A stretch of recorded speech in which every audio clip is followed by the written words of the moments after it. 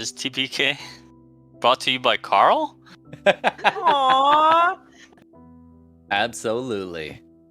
You just reminded Todd where we were in the story. That's good, this guys. is how it works. Yeah. All right, let me do the thing. All right. Hi, Internet. You caught us mid-sentence. Steve's showing us the one-sided die that he made for Gordon. One-sided die. There you go. One-sided die. All right. Well, that should solve all our problems, I think. All I need to do is write a 20 on it. All right. Exactly. You didn't say which number. Honestly, I feel like Gordon's already rolling that one. Okay. Hey, everybody. Where is it? There. Hi. Welcome back. We are SideQuest Live, and we're going to play some Dungeons and Dragons tonight. It's a homebrew game, except, you know, I take my inspiration where I can. Tonight is brought to you by, well, Steve's going to be our sponsor man, so he'll let us know. But yes, we're going to dive in. We're going to meet everybody. And it is a live interactive game. So Internet, if you have ideas, jump in. And players, if you have ideas, don't forget, you have plot points too. So you can make each other's lives much more difficult. Okay. So, hi, I'm Todd. And I will be the Dungeon Master. Hi, Carl. Speaking of which, let's go find Carl. That's not Carl. There's Carl. Hi, Carl. Who's Carl Hey, today? guys. Well, Carl's playing a slightly calmer Dave Tillman, which is... he is a Twilight Tortle Cleric. Ooh, say that 5 times fast. Twilight Tortle Cleric. No, I'm not going to say that. That was a oh god, that was a legit spit take with mostly Bailey's. Oh, But... that's gonna be some interesting sinus pressure later. Okay, sorry. You were saying there. One of these buttons is Carl. There's Carl. You were still talking. Yeah, cut you off. Yeah, you know, like Dave thought he was in his element in the last scene we were in. Nice scenic woods with some water. Water is It was bad. well, cold water is bad. Makes a lot of body parts go up. That's right. Tuck tail. That's what that ended up as. All right. So, good thing turtles are made to retract into their shells, right?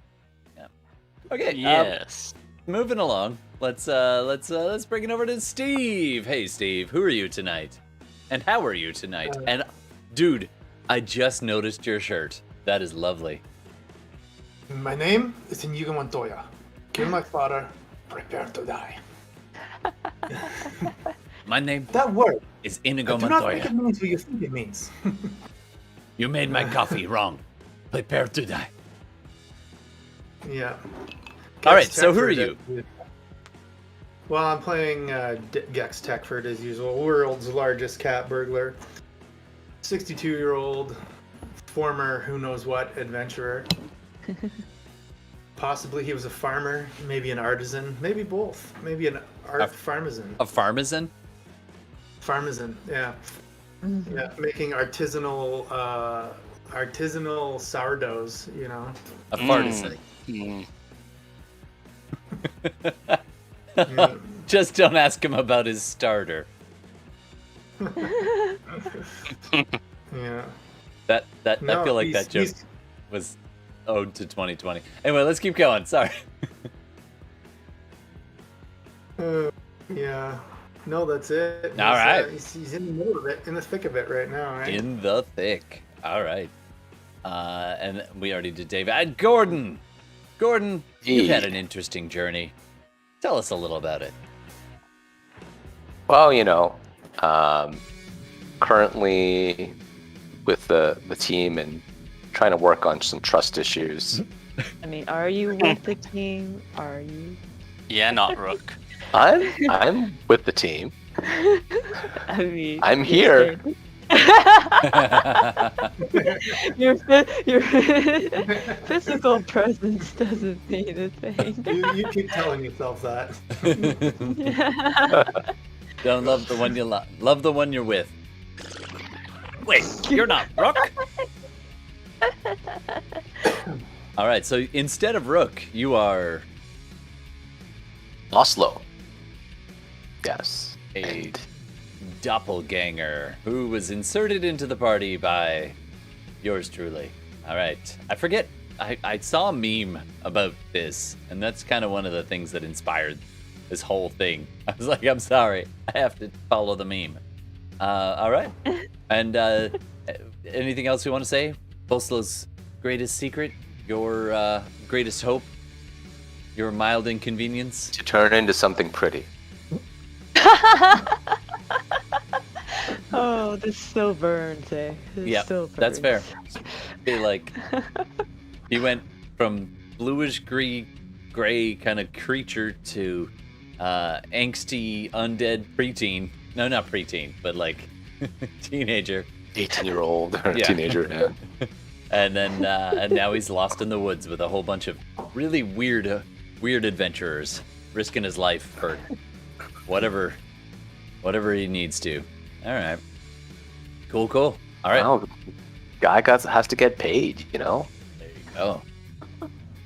Speaking of getting paid, welcome back, Hilda, or I should say Tihmily. Oh, we're not paying Tihmily, by the way. She's doing this for free, just like the rest of us. I was going to do that meme. Wait, you guys are getting paid?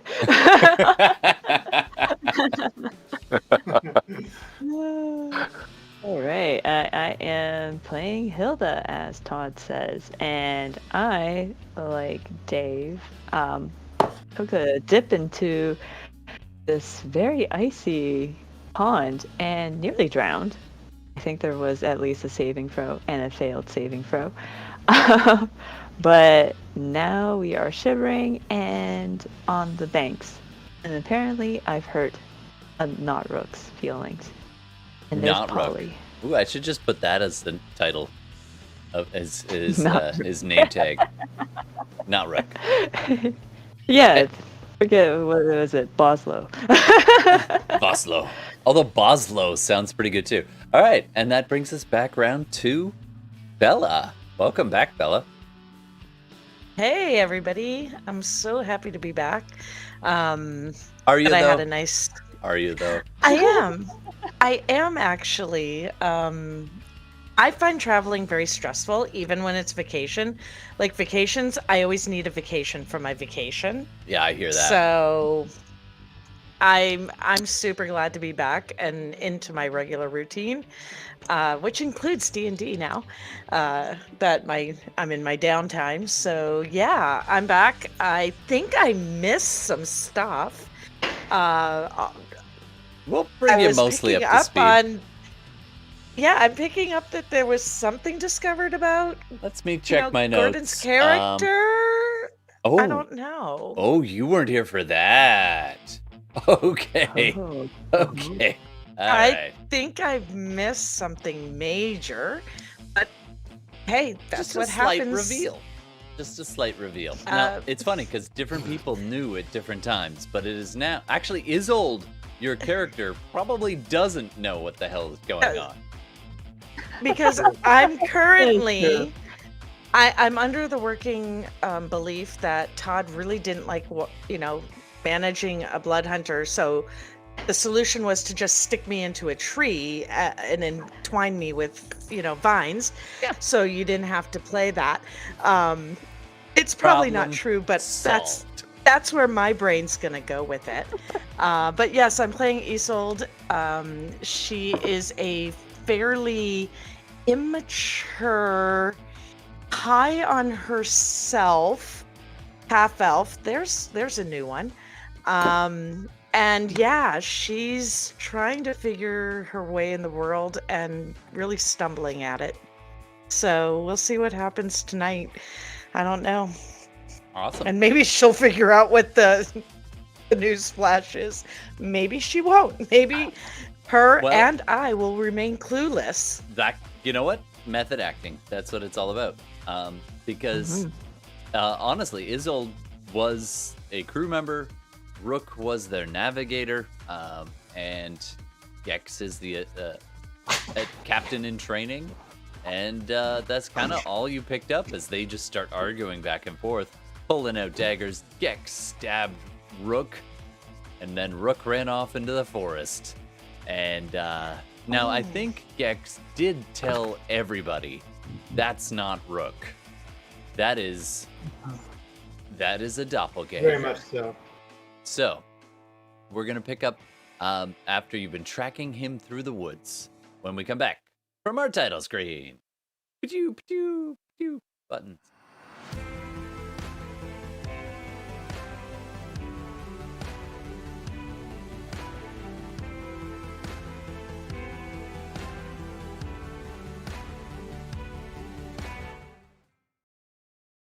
So see, it's Gex's turn. It's Vostlo's turn.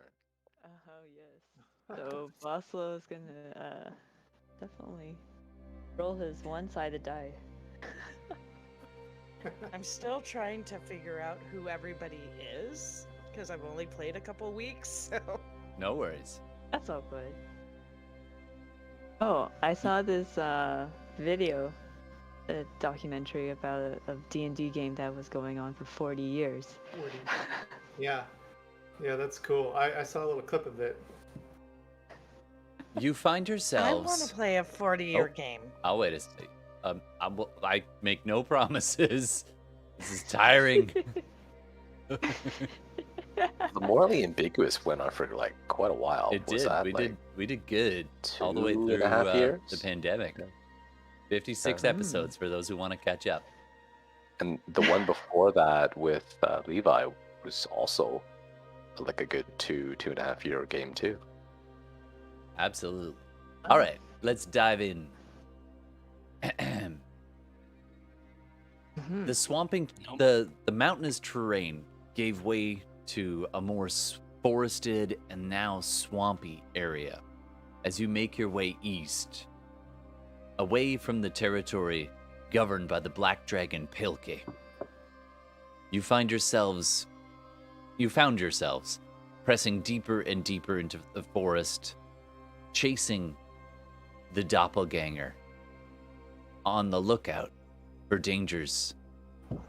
Eventually, you found your way to the promised lake, where you were told by, what's her name again?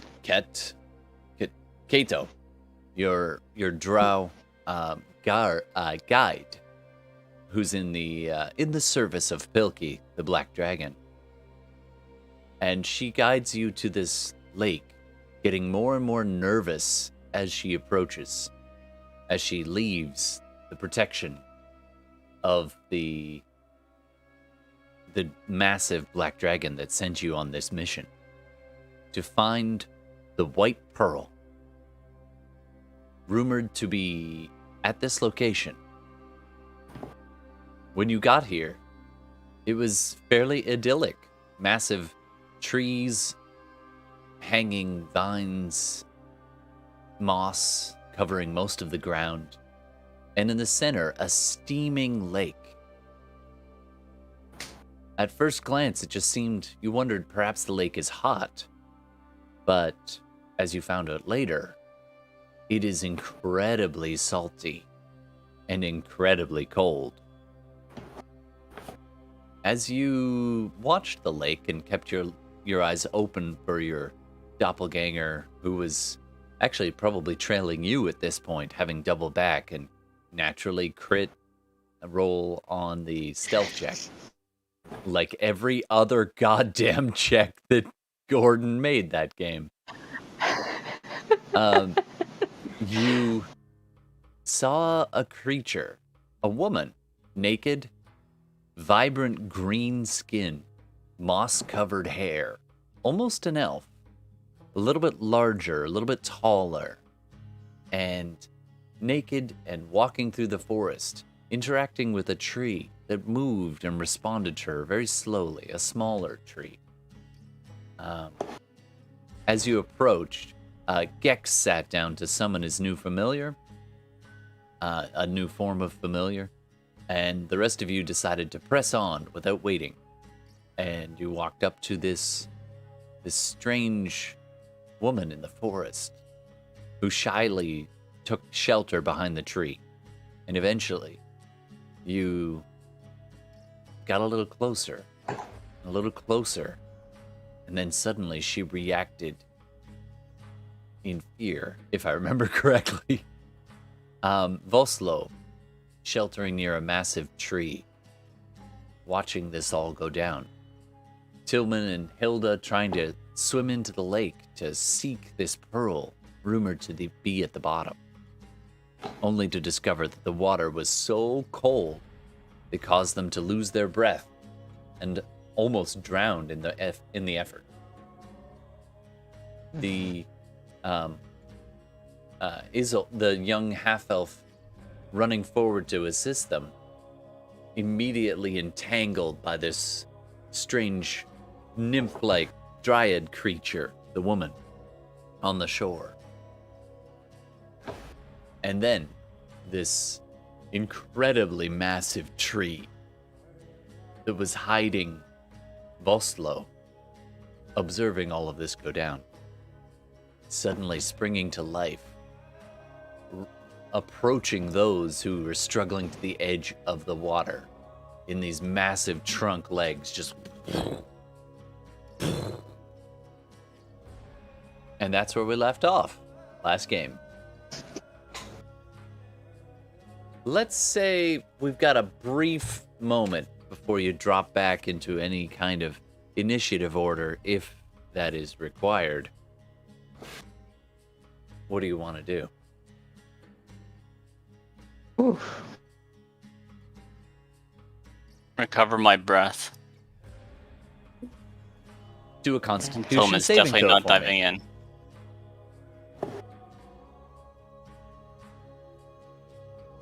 Ooh. With an 18, you take a few short, and on your exhales, you are so chilled internally that you're actually exhaling a steam, the moist, not quite jungle air around you, just crystallizing as you're breathing out this really frosted internal air. But after a few breaths, it passes, and you can breathe normally again. You are not under the chill effects anymore. Woo. Although I believe you were something like several hit points down, like 10 or something. I must have cast something at the end of the game because I'm at 47 at 49. Nice. Oh yeah, you weren't as badly hurt. Hilda, however, got near frozen and a couple of good long huffles of the really, really cold, briny water. And is, I believe, a little bit further down than the rest of you. Oh yeah. Oh yeah. Yeah, just almost at half. Nothing a few face palms won't fix. It's true.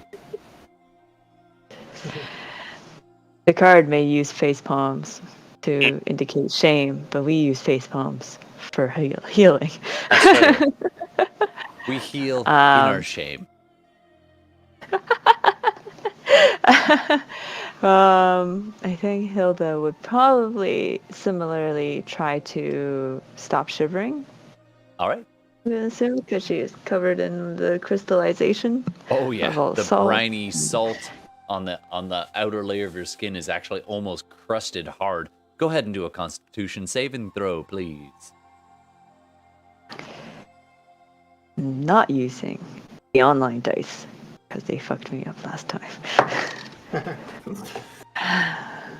And my real dice is fucking me up now. Oh no. Oh, an 11. All right. You are recovering, but you're not quite there yet. So you're just shivering away there, trying to catch your breath, and it's so cold you're actually having trouble getting a good inhale. Okay, so it's going to take a little bit longer for you to get back to fighting form. Isolde, you are currently you're entangled in a whole bunch of vines. I don't know if you can see yourself there. I'll zoom in on you. just on the edge of the water.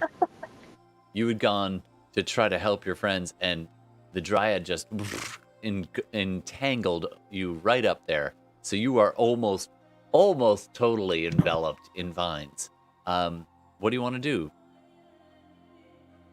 So, I guess the first thing I'd like to do, or like before we get back into initiative, would I, as a half elf, know what this creature is that is currently restraining or holding me? You could do a nature or probably a nature or history check. Slightly different DCs.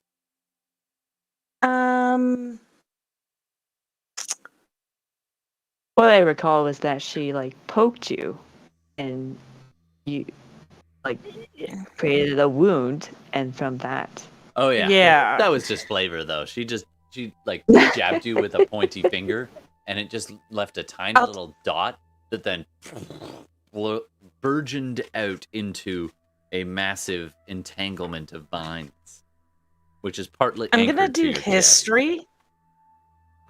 I'm gonna do the history because I have advantage on that. With Absolutely. these types of creatures to recall information about them. Nice. Bela knows that. I don't know yet if Isolde knows that. There's a sorry about the meta. Trying not to. Wow. Wow. Shit. Whoa. That's a nat 20. Shit. Okay, you're the new Gordon. Yeah. Everyone, we're gonna call her Gordon. Hey All everybody, nice to meet you. I'm Gordon. Nice to meet you, I'm gonna Gordon. be your roll. I'm gonna be your 20 in a roller this evening. Better you than not Gord. Everybody. And we already have a not Rook. Yeah, not Rook. Not Rook is going to be your moniker now. All right, so with a natural 20, you're just like, how would you have learned of this? You know exactly what kind of creature this is. This is a dryad, and she has tree allies, including a massive. Because of the nat 20, you even see this other massive tree. It's like a tree ant. However, it is a custom thing. So this one is rumored to have existed in ancient times. It is actually, and this is for my son because I'm modifying things slightly, the massive thing that is stalking its way past Gex towards Hilda and Tillman is called, I gotta get this right, a jungle abomination.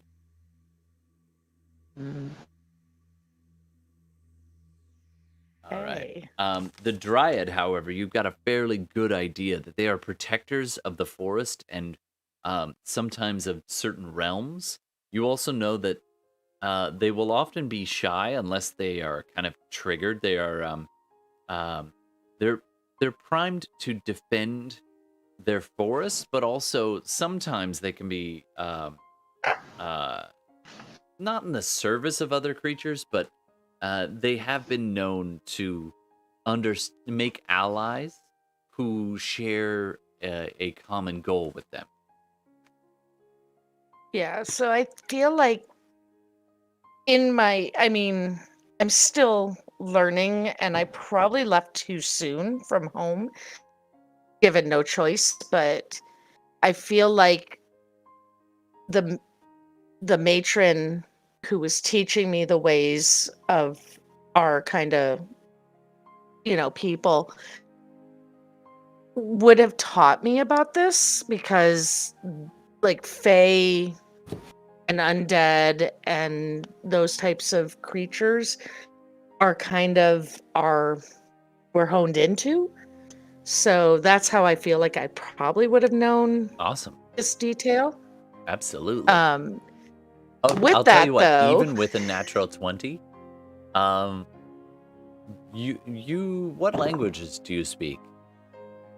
Because she was trying to speak in Sylvan. Okay, I don't. I speak Dwarvish and Elvish. I'm gonna say. But I'm going to try to speak to her in Elvish. I'll even give you a slightly modified DC because you've heard enough Sylvan. You can't you're not fluent, but you've got certain Right. key words having studied it. So, go ahead and do intelligence plus your. Normally, if you know, I'll say intelligence plus your proficiency modifier. Okay, so Been playing too much Shadowrun. I'm like, roll language. uh That doesn't exist in D&D. so that would I'm just gonna roll an Arcana because that's about the same. It's Sure. a Yep. +4, which is my proficiency plus my int. So that'll give me about the same thing. Do I still get advantage on this because of the Fae aspect and recalling information, or no?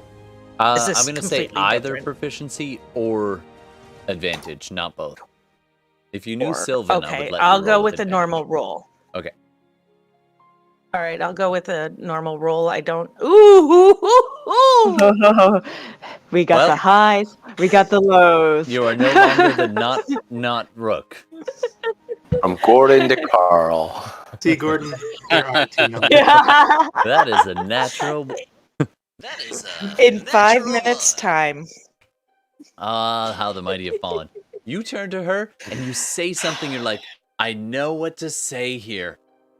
My matron taught me what to say to the Fae in this exact circumstance.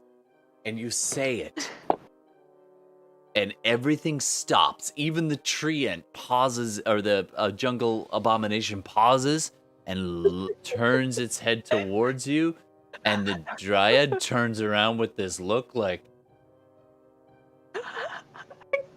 Did I just tell her that she's got a stick up her butt or something? Internet, this is or you, or players, you can go ahead and make a suggestion as to what she actually just said to this dryad. Instead of trying to mollify her, she did something incredibly insulting, like the biggest I insult. killed your cat. I told your mom a joke. Ooh. Hey, I insulted her. hey, tree. What did you try to say? Well, I think I was trying to say, your graciousness. A traditional We're here Sylvan in greeting. peace.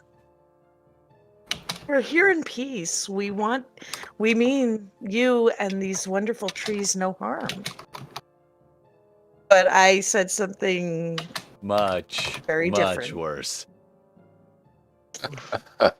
Ooh. All right, that's your All right. your preamble. Okay, coming up next, let's keep going around. We've heard from Dave, we've heard from Hilda, we've heard from Isolde. Let's do Gex, and then we'll hear from Vostlo. What Gex? This massive tree ant is maybe 5 feet away from you, marching over, but then all of a sudden, at Isolde shouting out, it stops and turns. And looking past you right now. What do you want to do? Gex is he's gonna try to move and put himself maybe about here, Okay. and just kind of hand towards the tree, hand towards her, and then he's gonna drop to one knee, and just put his hands out and just talk in a soothing voice, saying, "Please don't hurt us. Peace, peace." So when something like this, Hey, tree. I'm gonna burn you to the ground. Followed by, please don't hurt us. I'm gonna get you, Gex, to do a persuasion check at disadvantage.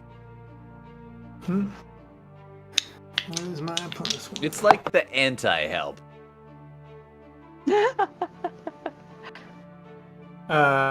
13. All right. Could be worse. Could be worse. Could be worse. Let's see. Oh. Nope. Okay, so you kneel down, and the dryad turns and looks at you, Gex, and takes a step forward, and you're kind of kneeling down, and she looks at you. She looks at Isolde. And she says something, nobody knows the language, over to the tree ant. And the tree ant swings one of its massive legs forward, moving 10 feet. And it takes another step. Gex, I'm going to need you to do a dexterity saving throw. I'm gonna let it hit me. Ooh. All right, then. What? I'm gonna just like put my hands up and let it hit me. Yep. Okay. All right, then. Okay, this is interesting. All right, let's see what happens. This Not even beatdown brought time for to you by By brought to you by Vostlo. Babel.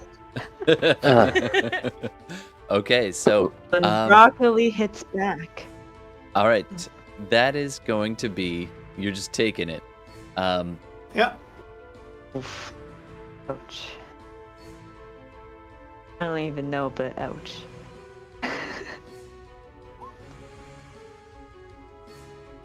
Bam! As this thing comes crashing down and hits you for 32 points of damage. You don't even see just a couple of like arms and legs sticking out from underneath this massive tree trunk of a leg. The trunk's roots actually bind around you and then just and it keeps moving past. Takes another step. And you just hear like and then it begins to lift its foot up as it approaches Isolde. And So now, one thing that I will give you with a 14, the dryad saw that and was like, oh. And then it smush. And then it kept walking and she's like, oh.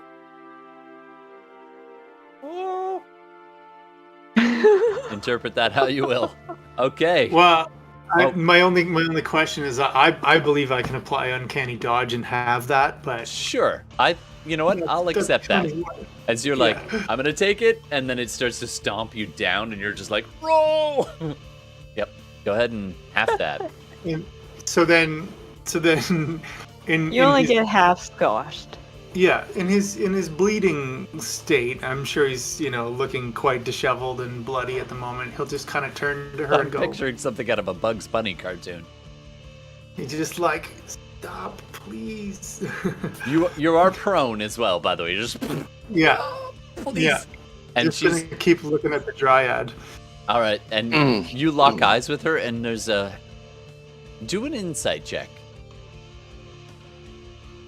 This is the insight. 12. She's hard to read. You can't tell if she's like hoping you were dead and smushed, or whether she's So that really hoping that you're. It's hard to tell. She's a little hard to You read. can't tell because it's like when you get hit in the nose and you start to cry a little bit. That's what's going on. Just Yeah. a little. You just had a tree step on you. A jungle abomination just squished you pretty flat. All right, Vostlo, what are you gonna do? Okay, I see this happening, Oh, yeah. and little confused on how this is going. I'm going to read her thoughts Sure. just in that exchange to understand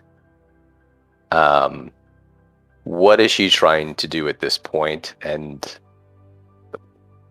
So as you're peering towards the dryad, and you get this flutter of thoughts that pass through, and it's like it's passed through a slight filter of not knowing her language. But after a few seconds, your minds connect, and pretty quickly, you'd have to cast it there, Tillman, but you could do that. So I think that yours is sorry. Yeah, Carl just typed something about detect thoughts. I think that's how that works. I can just, yeah. Yeah. Vostlo can just do it though. So in this quick exchange, it's quite confusing because at first she's like, "Protect, we must protect." Wait, no, Tyrell, wait, oh. Oh no. They might not have meant harm, Travell. Okay, so Vostlo is going to do something different than what he was originally planning to do. Bo was almost out. He is in his dragonborn form, so he's gonna call out to her, and he is going to say that, halt. We mean this force no harm. We have been sent by the great Palki, and to continue this aggression will have repercussions. All right. Please stop now. We mean you no harm. Now, in the same way that you don't speak Sylvan, do you? I can speak Elvish, though. Okay, so you say it in Elvish. I'm going to get you to do a persuasion roll, and you can add your proficiency. Okay. Because I'm reading her thoughts, do I get advantage? You do actually get advantage on this. You're right. Okay. So I'll roll persuasion. Persuasive doppelganger. That's what it's all about. First roll. Not good. See, it does happen. 12. It's not phenomenal. You stumble over some of the words, and you do reveal yourself, so everybody can now see you. Well, I was already revealed. It was part of it is it's not that you're not saying anything that's nicely convincing. The problem is so much is all happening just so fast. This voice calling out over there is kind of getting lost in the shuffle. Okay. All right. So I think we're gonna jump back into initiative order. We kind of dropped out for a minute, just to make sure that people get the benefit of being quick. Let's start it up with Gex. You are flat. What do you want to do? Hold on. Sorry. This other tree, which is right behind her, it's not as animated as the massive jungle abomination, but it does bend and move. It doesn't seem quite ready to leave its location, but it bends low and almost kind of protectively hovering over the dryad, reaching out in the same way that she was kind of in her direction. So it doesn't move, but it does sort of shift in her general direction just a little bit. The limbs extending over her protectively. It's not free to walk around though. All right. And another one you see on the far side. You can see more than one of these trees just reaching over in that direction. Not quite free to get up and go, but there's definitely other possible issues going on as you all kind of take a look as these trees begin to bend low. There's one that's kind of reaching towards Tillman, but it doesn't quite get there. It's about 5 feet too far away. But it's almost like, you know, when you're a kid, you're playing that octopus game where you're like, suddenly are aware, oh, there's a person there. They can't move, but they might tag you if you get too close. All right. Todd, Gex. Oh, yeah. Should I roll initiative? I'm not sure. Yeah, that's a good idea. Let's do that. Oh, I didn't know if you already had last time, and I didn't. But, if you haven't done it, then go ahead. No, you roll. Go ahead and roll.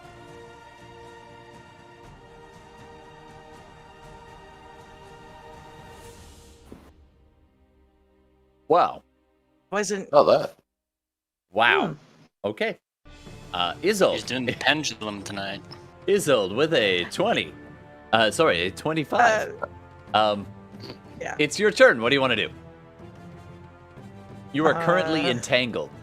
So you're not able to move, but you're not restrained, so you can attack or do other things if you want to.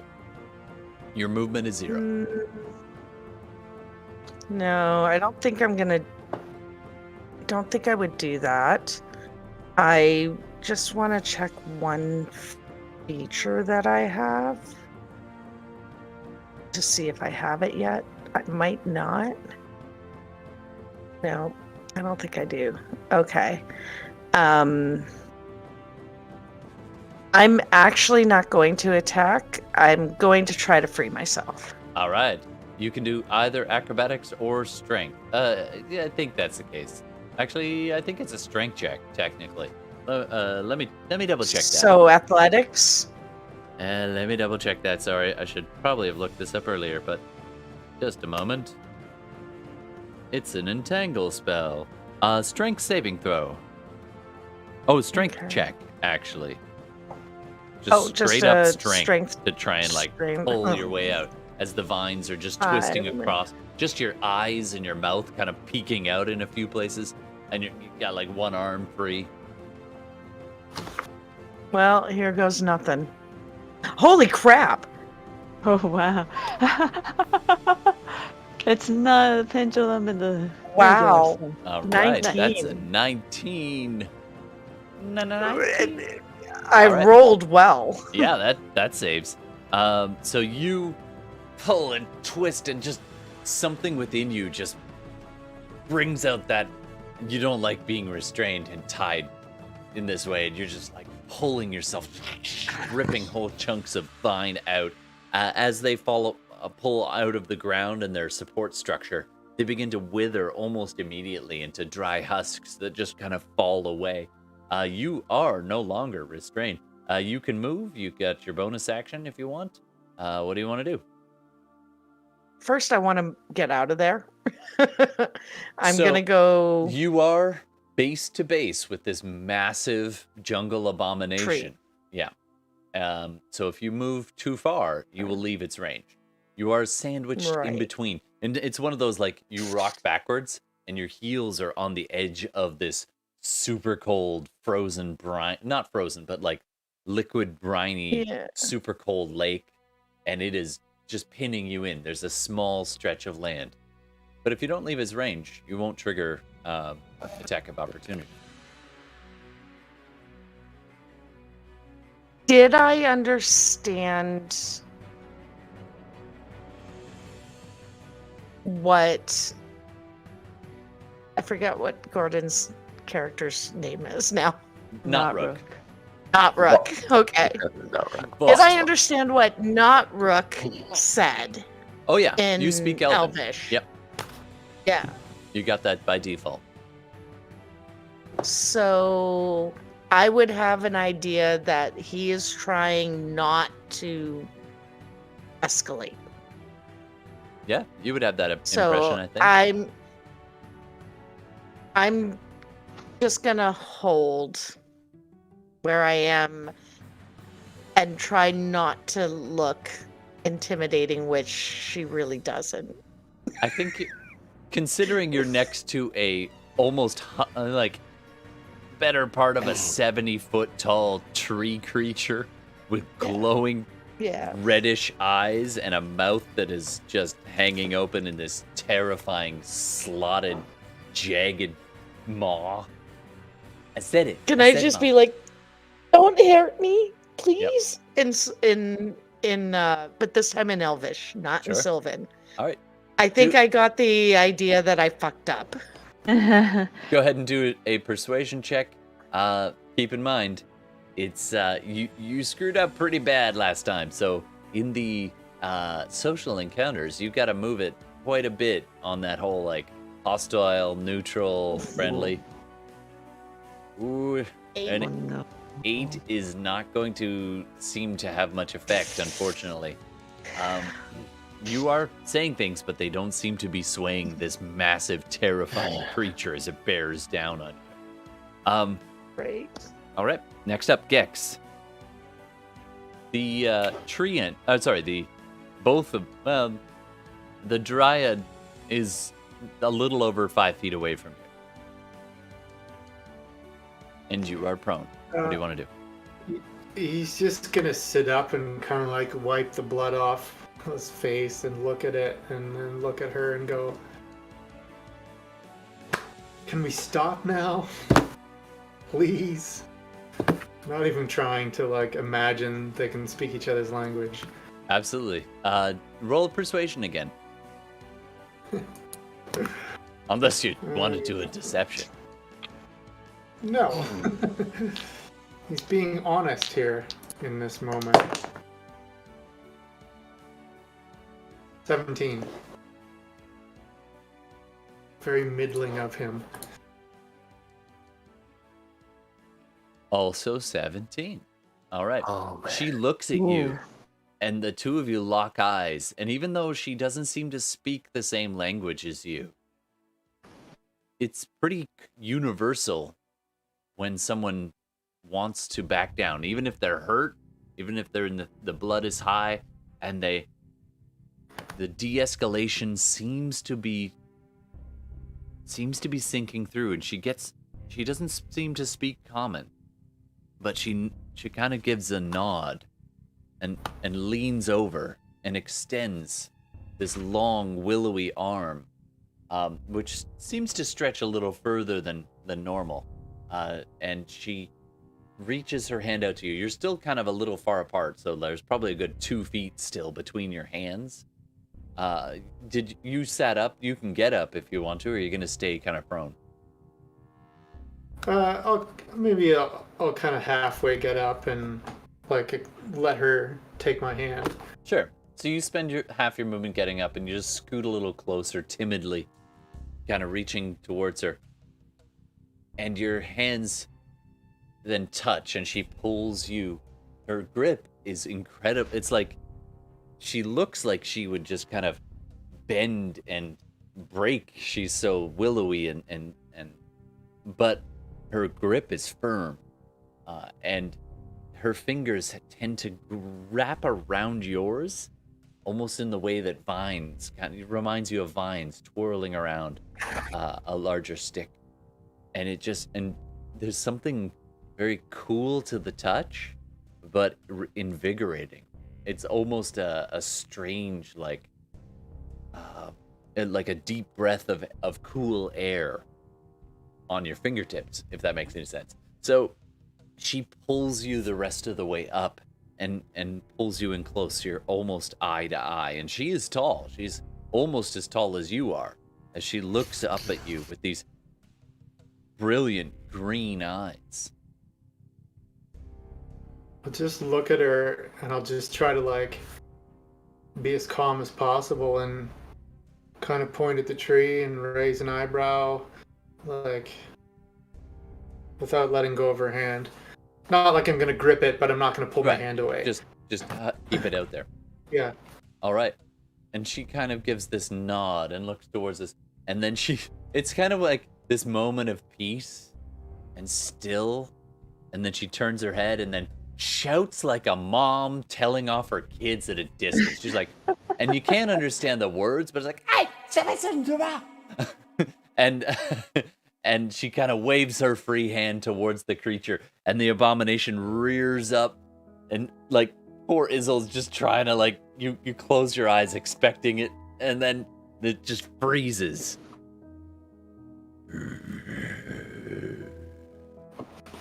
And it just twists at the trunk, which is giving this strange creaking sound and a couple of cracks as the whole force of this creature turns to pay attention to its dryad ally. And it kind of casts a look back at her. And she gives this emphatic nod. And it just kind of keeps the hand right poised over Isolde. And then kind of goes...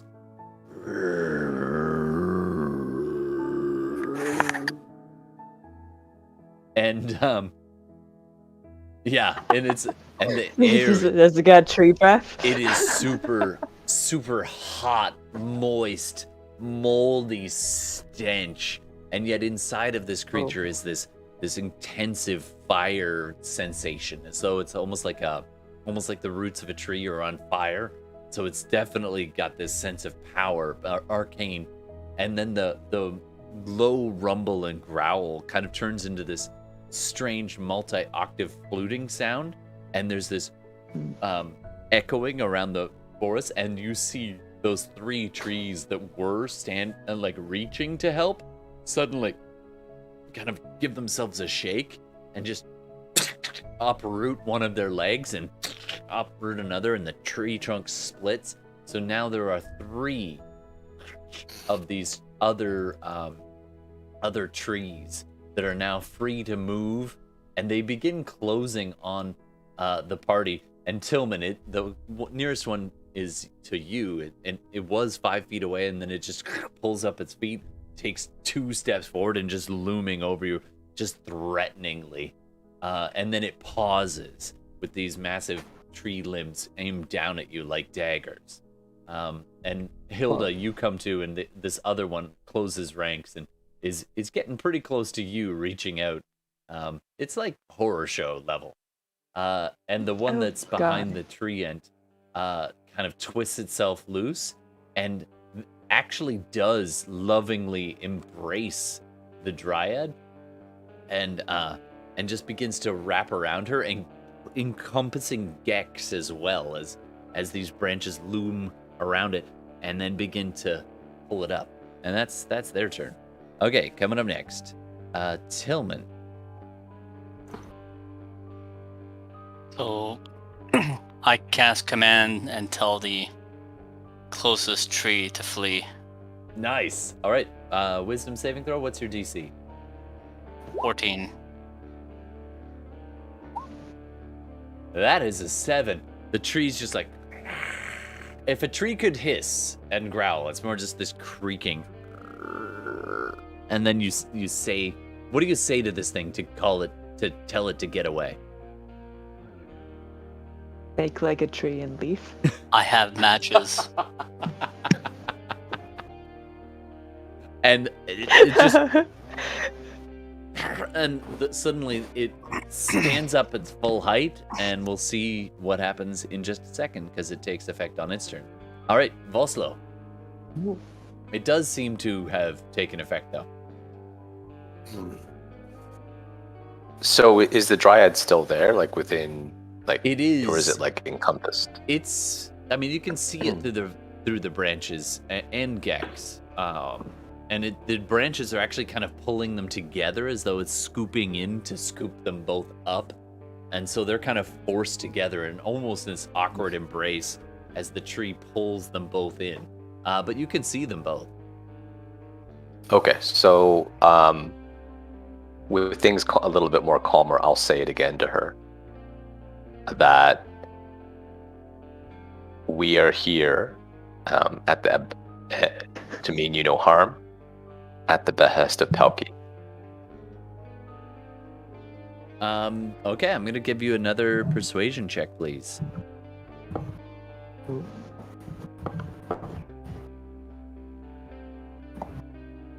Oh.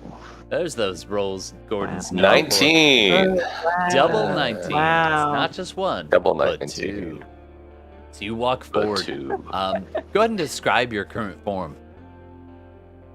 So I look like a dragonborn in vestments similar to the village that was visited, and kind of in that keeping. And I just kind of speak in a very calm but commanding way, as if I'm supposed to be here, we are supposed to be here, and this is a big minute, needs to calm down. Otherwise, the Pelkey and the mistress it'll just escalate tensions. So you walk forward and you give this, and there's this pause, and again, this time it's a little more calm, so they pay more attention. The massive creature, the jungle abomination, turns its head towards you, and the dryad kind of pulls her view away from, like, almost nose to nose with Gex at this point, and turns towards you and is kind of nodding, trying to piece the words together that you're saying, and she's getting the most of it. And then at the mention, you say Pilkey, and her eyes kind of furrow. She looks back at Gex like, Yeah. and she starts kind of motioning, and the tree that is holding her instinctively just stands up and pulls. So now Gex and her in the tree's embrace are now a good 10 feet up in the air, and it takes a reflexive step back as she begins to kind of pull away.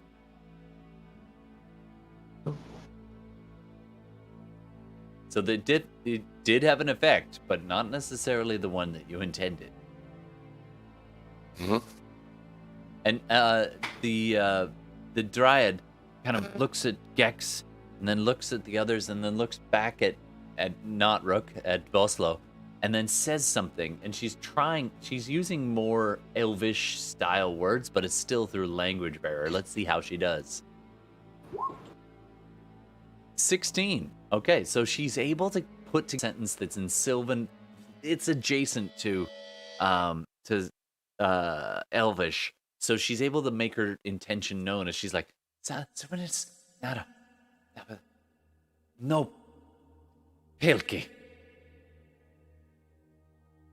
west, stay west. I'm gonna try speaking to her in Giant to see if she catches any of that. All right. Probably not, but Okay. Isolde and Gex, you can both kind of do your thing. so I'll just say to her, like, what am I gonna say?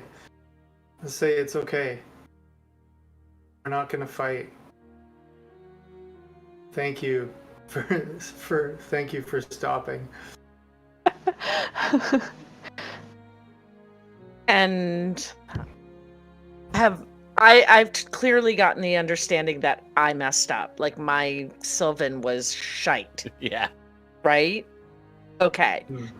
In Elvish. You're like, wait, the I'm gonna conjugation say, was 'cause I- backwards. Yeah. I meant Way to backwards. say, don't your mom. Yeah. You Yeah. fucking my mother. In Elvish, which I'm much stronger at, Yep. and I know she understands. A little bit. Given my 20 roll, I hope she understands it to some degree. Yeah. She's not exactly a I'll go typical slow. Dryad, but yeah. Yeah, I'll go very slow, like, trying to make sure that I purposefully use each word carefully to tell her that I am so sorry. My Sylvan isn't very good. I didn't mean what I said. No, Tayam. Yeah, shit. Yeah. Ugh. Everybody Yeah, just learned shit. the word Yeah. in Sylvan for shit. I made one up. I think I said Tayam. She doesn't seem to But reply. I'm just gonna be very humble. Mm-hmm. She doesn't seem to understand everything of. She pretty much gets nothing of the giant, although she kind of looks at you like, "Well, that's different," but I still don't understand. That's a mute button. But then she looks over at Isolde and kind of nods, and then says, "No, Tyon." And then she does a real fast, like, motor mouth type thing in Sylvan, and the smaller trees seem to relax a little bit and ease back. Oh, it's now there. I'm kind of jumping around a little bit. Tillman, you're waiting to see what happens with this command spell, and the tree that's nearby suddenly just goes and just, it's almost like the face like structure, like it's not really a face, but you can kind of picture, when you see a tree, oh, that kind of looks like a face. That part of it suddenly goes almost blank or lifeless, like moving, not moving. And then you see just a little impression of it on the back as that begins to move.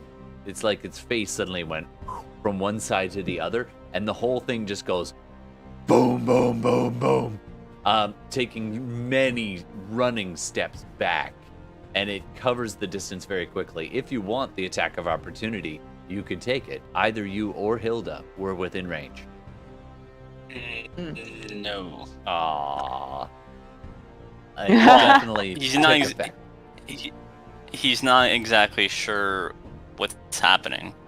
So yes, There's a he lot can. of there's a lot of different languages going on. Sorry, Carl. Go ahead. I'm just also looking to see if yeah, and if I hit it, I think. Oh, never mind. Just looking at how the spell would end, but no, like yeah, he doesn't know what exactly is going on. Just yeah, okay, they're coming, but aside from Gex being squished, you know, they don't seem that violent. Absolutely. Although that big one does look scary as anything. All right. Hilda, did you want to do anything? Oh, we lost somebody. Hilda, what do you want to do? I Lost. am going to. I don't think I'm necessarily going to attack because I'm not sure if I've recovered yet. Should I roll to That's fair. see? Yeah, go ahead and roll Constitution saving throws. Your teeth are just grinding and chattering. Yes, 22. Hey, that's better. Or- So, oh hey, you there? Yep, I'm I here. can hear you. Cool. Post-storm internet. Is there any other kind? Absolutely, Hilda. The blood has returned to your limbs. You can move again. You are no longer under a chilled effect of the lake. You're feeling a lot better now. So that's good. Nice. Alright. But this other tree creature is still It's pretty moving close. over us. It's about 5 Ah. feet away from you right now. I'm going to ready. You are technically My- prone. I am technically prone. Well, I guess I stand up. You like break your way out of the fetal position Yes. and stand With up the and cracks scoop of the up your salt. weapon, but keep it kind of lowered. I kind of leave like a salt cocoon. Anyways, but yes, Yeah. I pick up my weapon again, but like not in a way that looks like I'm going to fight. I'm gonna Just, pick like, up you my know, weapon picking in it a off again. non-intimidating way. Non-intimidating way. I know I'm. I want you to roll Paladin. anti-intimidation. And So I want you to what? roll intimidation, but the goal is to roll it low. Oh boy. Well, if I was last time. Oh, okay, nice. So that's a 7. We're flipping the script. Low We're is flipping the good.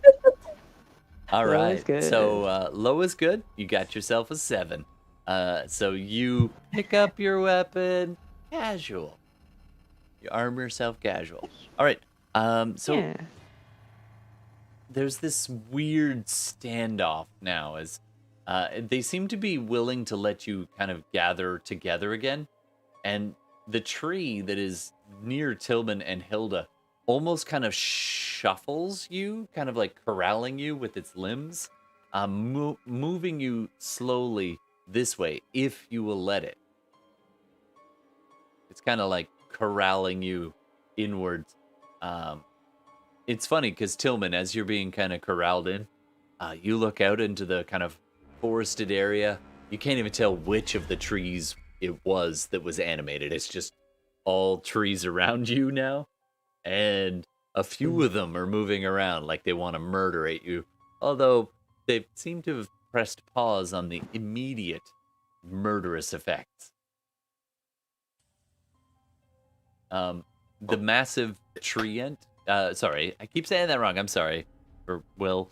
The jungle abomination takes a half step back, looking kind of like, almost like, oh, what was that? And then sees Isolde and moves its foot, and then hunkers down on the very edge of this lake, and kind of shunts Isolde a little bit out of the way, just to kind of corral everybody towards the center. And the tree puts both Gex, the smaller tree puts Gex and the Dryad down, and then takes a step back. And over time, you all begin to notice that slowly the jungle is kind of pressing in as more and more trees just moving. Almost, maybe they were there the whole time, and now you're just noticing them, but there seems to be a lot all around. It's, yeah, was that always there or not? It's definitely horror show. Wow. As you're all kind of slowly brought together in this center space, and the Dryad is standing there with you and just kind of looking back and forth.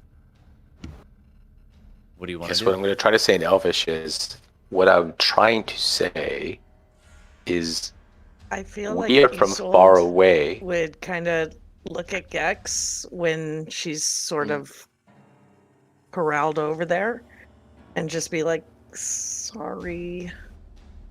I might have made a mistake. Just kind of like, it's okay. Just everybody chill out for a second. We're chill. I mean, I was literally chilled for several moments. But But I will let Gex know, and the others as well, that she speaks Sylvan. So if anybody speaks better Sylvan than me,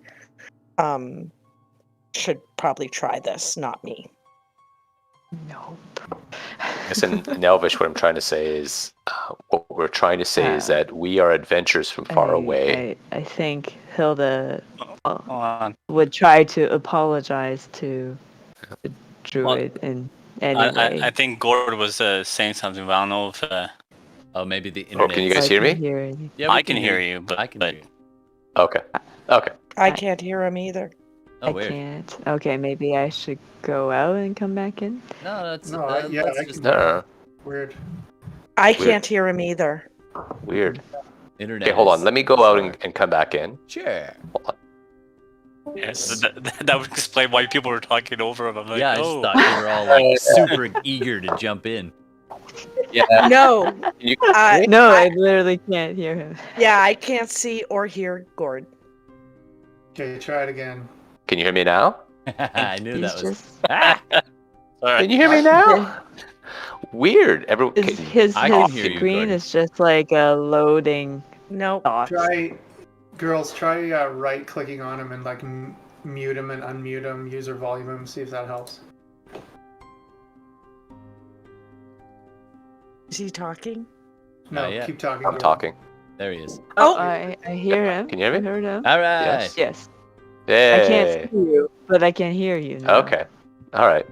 Sorry, Internet. Gord. No worries. I was Sorry. like, That's what happens when you roll I too many figured points. it was the whole internet hiccuping thing that was like, Yeah. maybe I don't think they can hear me. After the Um, yeah, Donnie used to have that happen. Anywho, so you're all Mhm. over the next couple of seconds, kind of corralled into the center there, and you're all kind of clustered together with the Dryad looking on in front of all these various creatures, and that massive one kind of blocking your path towards the lake.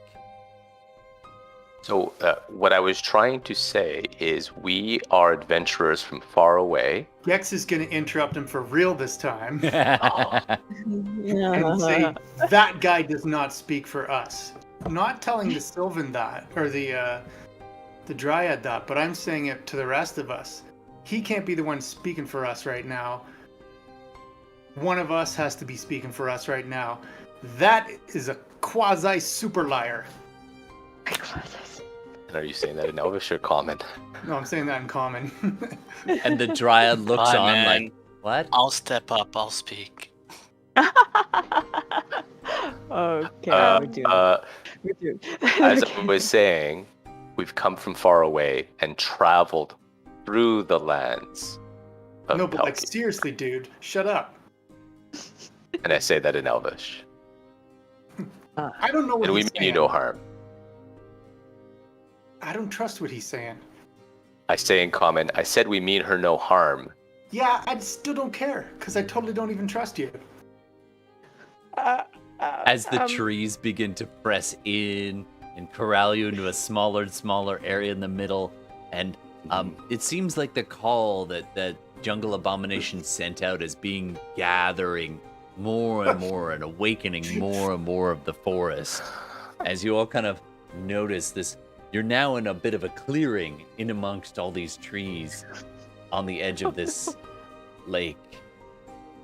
And you're chattering away, and the trees don't seem to be catching it. I mean, they're trees. They don't seem to notice much. But the dryad looking back and forth just kind of looks almost kind of like a tourist, smiling a little bit and nodding. I haven't even let at the go of her, by contrasting way, messages. Like, Todd. By the way, I haven't let go of her. Like, I don't want to lose. I want her to hang on to my hand while I'm doing all of this, because I think there's a certain, okay. Yeah. Yeah, there's a certain something, and I'm gonna kind of keep kind of pull her in behind me, almost like I'm protecting her. I know I don't need to, and I know she probably doesn't think I need to, but there's a certain thing I want to communicate with that. And then, Isolde, this Gex talking out loud now. Can you talk to her? Can she understand you? Even passably? As much as she can understand him. Did I miss something?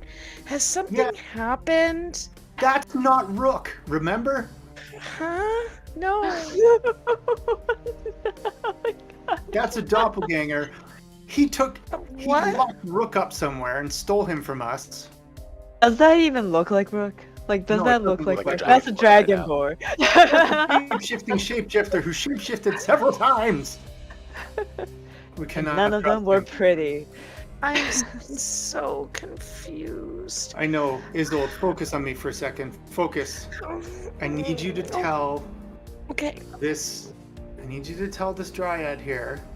Don't trust that guy. You're really gonna make this so much more complicated. I'm Totally. trying to help you out. I don't trust you, and I never will. At that, I You will don't look have at to. her. We have a common goal. Well, you see, when you take my strange acquaintance and you take his place and you make me think you're him, kind of gets under my skin a little bit. I like when someone tries to steal from me. Who tried to steal from you when? You, idiot. I didn't try to steal from you. I Yes, you told did. you to give me No.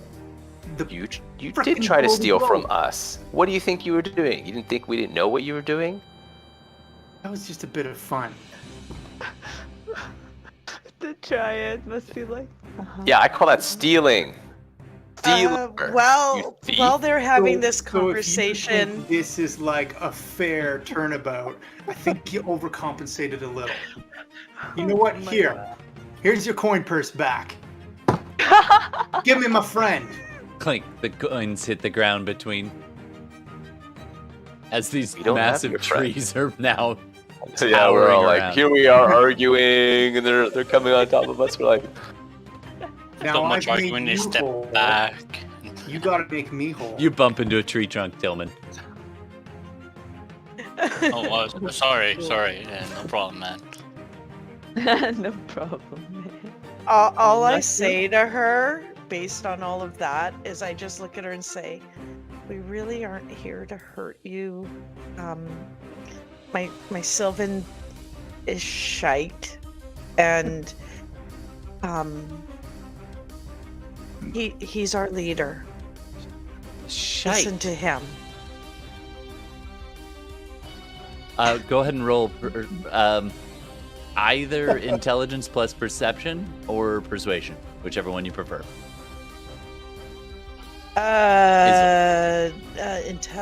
Intelligent plus Intelligence Pers- plus proficiency, like sorry, or persuasion, whichever is better. intelligence plus proficiency. So that'll be. I'll have to roll it separate.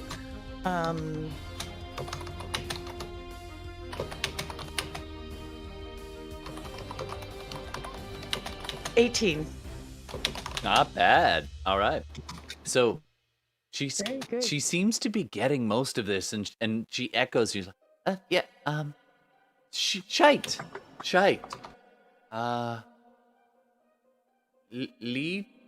Leader? No hurt. Friend. And she kind of Friend. lets Gex's hand. She actually just kind of she's surprisingly strong as she moves by, but she kind of moves. She's right in between Isolde and Gex, and she takes half a step, kind of still holding onto Gex's hand, and then she reaches out and grabs Isolde's hand, and then she brings them together like across here, like this, brings it together, and she's totally naked, but she brings them together at her chest and kind of looks at both of them and goes, and in Elvish she says, "Friend." And then she kind of Yes, holding friend, I say in both of their Elvish. hands now in the one hand, she kind of reaches out over Isolde, who's a little bit shorter, and kind of motions to the others to kind of jump in, and she motions towards Hilda, and she motions towards Tillman, and kind of takes half a step, almost dragging. And the way she moves, it's like there is no sense of shame or personal space. She just starts to move through your space and just drags you with her. Just she's like a close talker, like totally in your space and just willing to move through and just pull you with. And she kind of extends her hand towards Tillman and motions over, and then she turns to Gex and she motions over to Gex.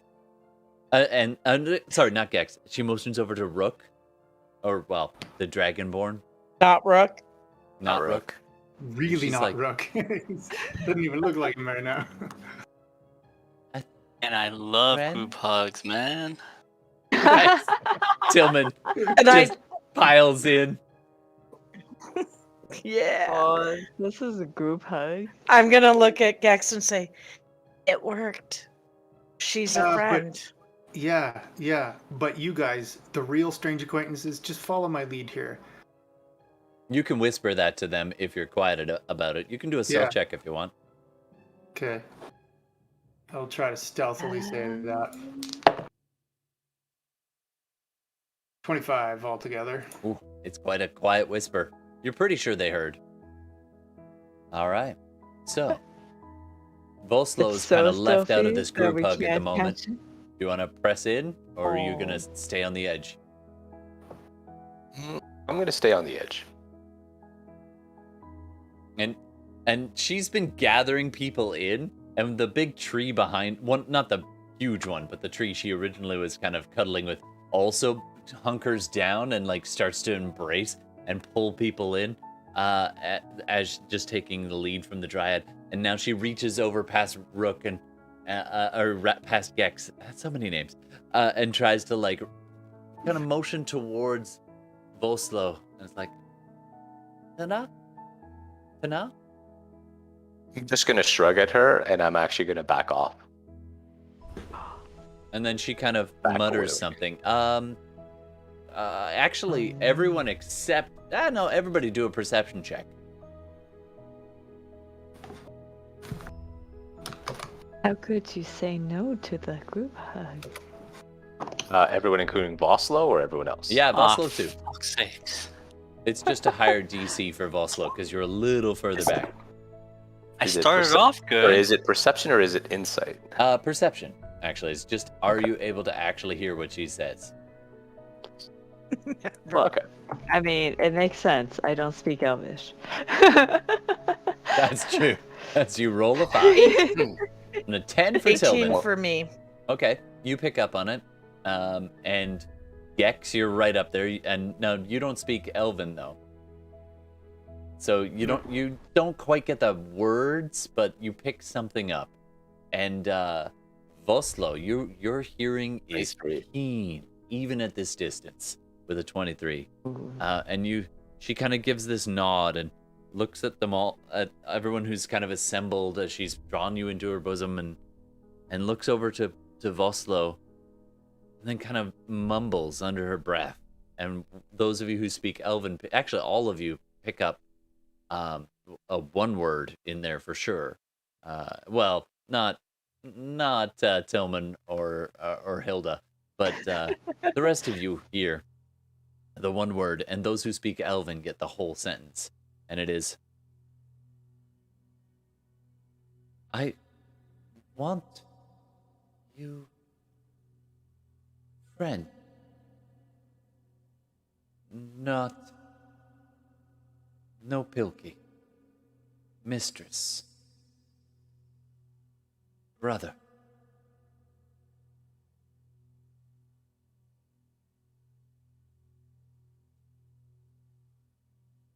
No, Pilkey.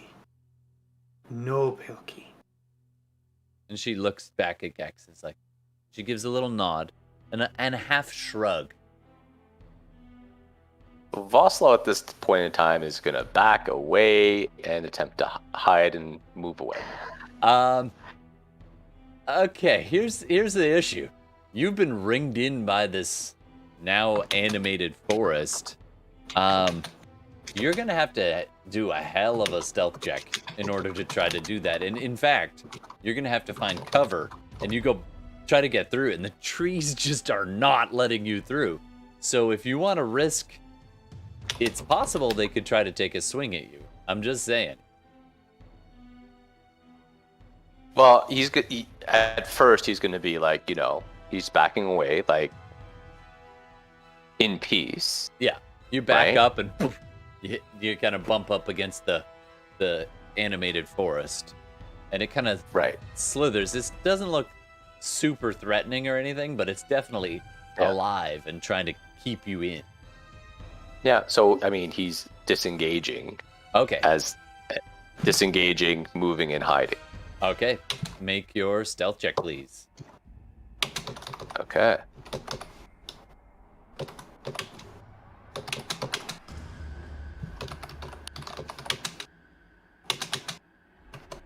Steve is furiously typing. Ooh, stealth check, 23. Nice. Let's see. I'm going to have to look this up.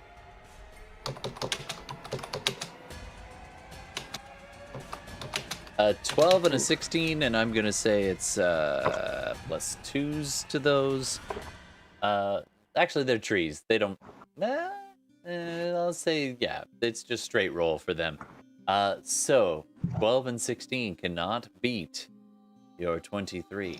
As you manage to slip between... And you do have to duck under a couple of the limbs as they kind of pseudo-flail around as you kind of... as you begin to exit through this little tiny gap and press your way past this ring of trees with the others in the middle. And you seem to be, so far, evading their senses. And I will be continuing to move away out of distance. Sure. I don't know where Kato is, if she's still in that corner. She is. That's actually. kind of awkward. She's hiding back there and just shaking. I'm probably you can just do gonna a perception check to see if you can find her, because she was literally stealthing. Okay. Sure. Why not?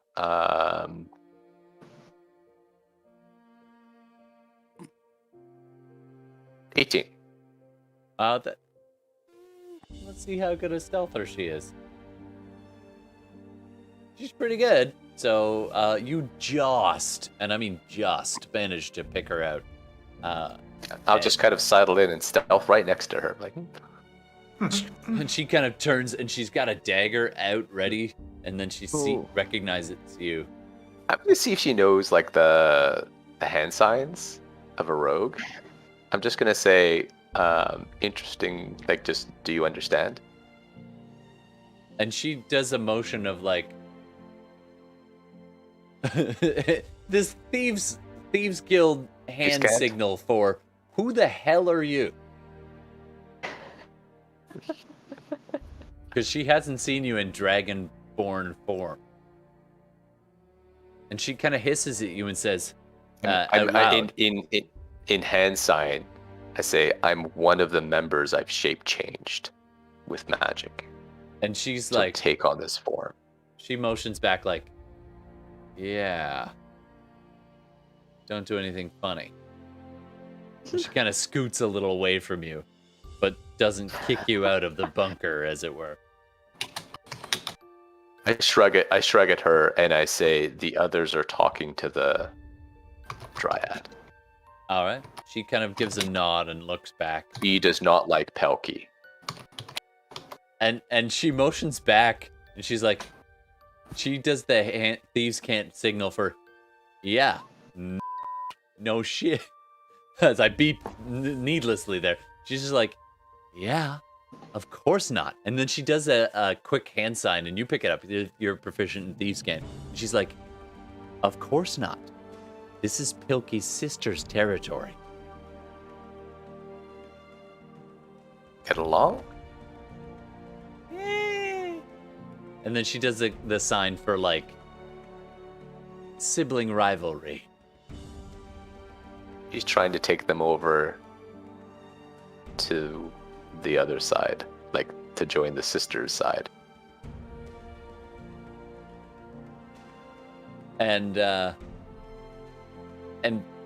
Kato kind of gives like a little shrug of like, well,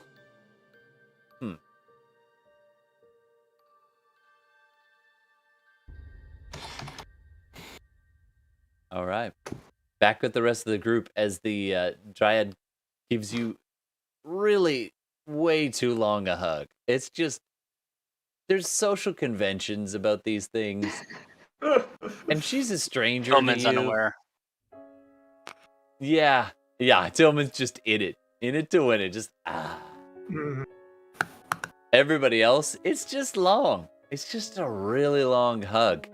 And over time, the trees begin to relax, and just before you even notice, you just look out and they're not moving, except the massive one. Every time you look at it, it kind of gives this like kind of hiss at you. It's just like, don't. It's like a guard dog, just like even though its master's friendly with you, it's only barely friendly with you. Friendly might be too strong a word, but the Dryad seems to have do that. And after a really long time, she breaks the hug and sits down, cross-legged, and on the moss, and kind of pats the ground, indicating for everybody else to have a bit of a seat. And she, in halting Elvish, really well. Let's see how well her Elvish goes here. Hold on. I know those purists are going to say they know Elvish, but she particularly is not that proficient in Elvish with a 7. So she's like pats the ground. Do you all sit down, or are you going to stay standing?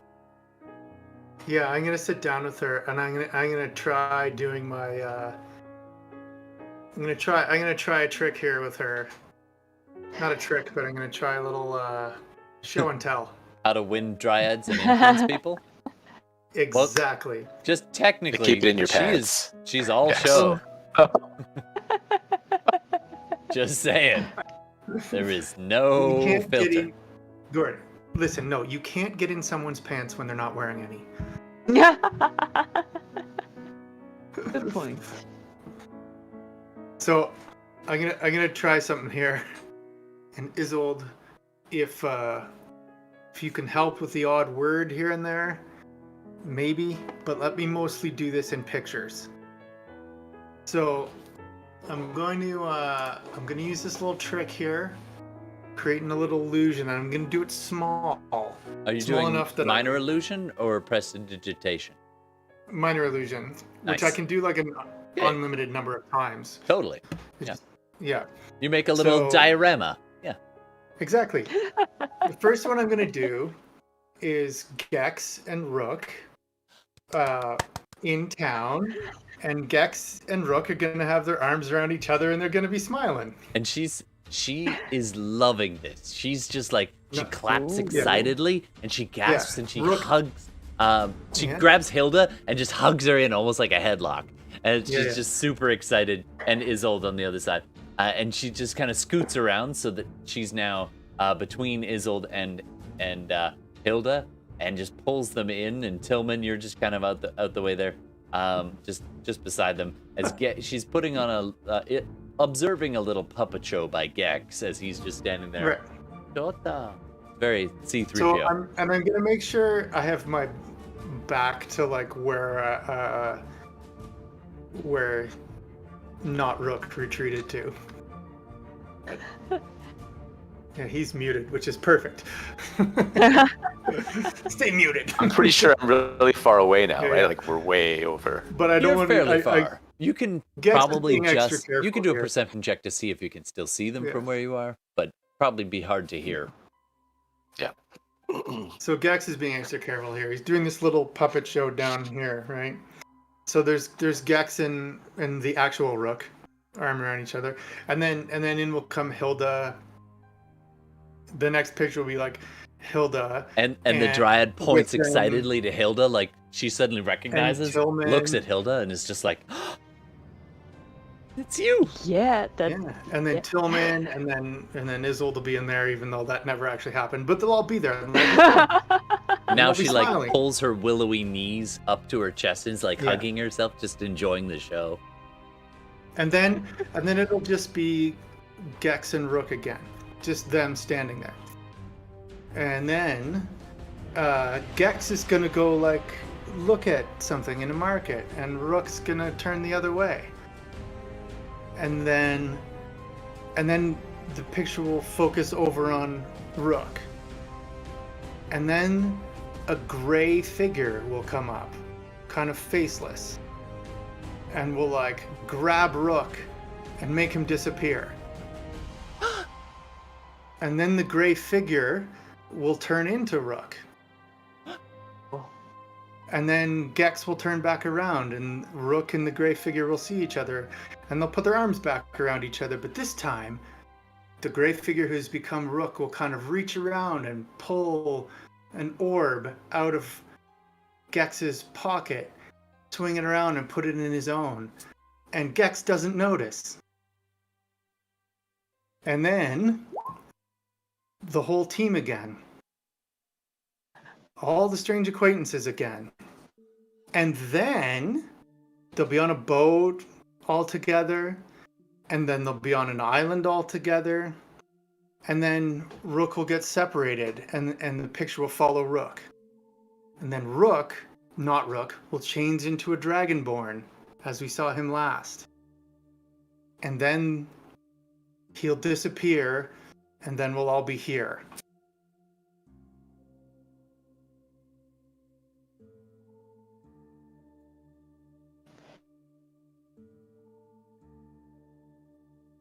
And the Dryad is watching this with rapt attention. I mean, this is more entertainment than she's ever had in her life, and she's so excited by it that she seems to have missed a lot of the finer details, gasping a little bit, and she seems very excited that she's recognized you and she sees the ship. She seemed really keen on the ship for a bit. She was like trying to touch it, and her hand was passing through, and that really distracted her at that moment. And then she's looking at it, and she sees it all, but she doesn't seem to catch, especially the Okay. part about the doppelganger, like being, like she's sad and she's nodding. But then it ends with him turning into the dragonborn, and then back to the rest of them, and she looks up at all of you, and she's like, and then she Todd, hops there's up. more. Oh, sorry. She stands up and you start to talk. She turns And then I hold up and I'm like, come back. and she sits back down. And then I'll have the dragonborn there again, and then I'll have the little tree come and grab him, and pull the the orb out of his pocket, and then throw him away, and give the orb to me. And she's just like scratching her head, and she's looking around, and she looks at Isolde with like, what? And then like she looks over to Tillman. And Gex is like, I gotta try, guys. Unfortunately, with a bad. 7, she's just like, I love the show. I didn't get it, but I loved it. Oh man. Tillman's clapping. moving shapes. Tillman loved it too. It's clapping. And she starts clapping too, and then she nudges Isolde to clap, and Hilda. So then say, guys, I don't know what else I can do. I'm gonna go try and reform my familiar into something that can go retrieve this pearl. So at this point, the druid kind of runs over, hops up, as you kind of step back to start a ritual of some kind. She hops up, runs over to the tree, and whispers at the tree, and it kind of bends down a little.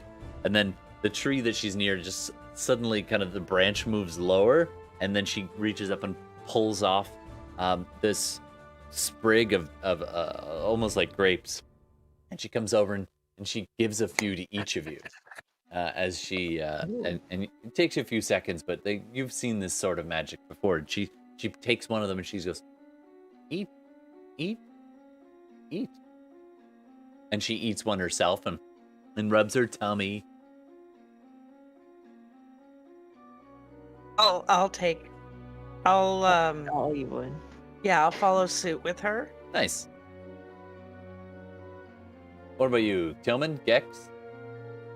I'm gonna take it, but I'm just gonna like set it down in my lap because I'm gonna like kneel down, or I'm gonna sit down cross-legged to start casting. So I'm just gonna put it there. Tillman? And, like hold on to it. I'm following suit. The eating? Okay.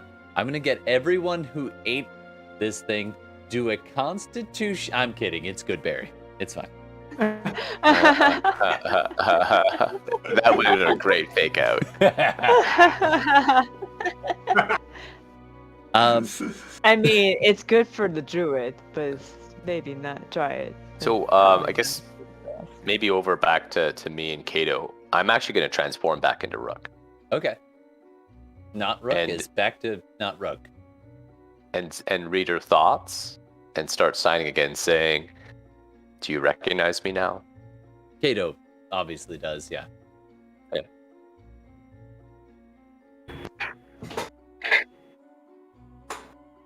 And Kato motions to Vostlo. She's like, "Are your friends captured?" Not quite. She's trying to convince them to join her and her mistress over Pelkey.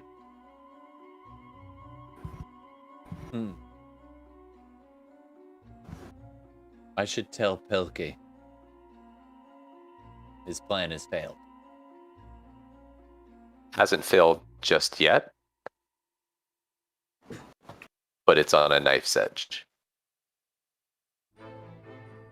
We could finish it They do while seem they're distracted. distracted.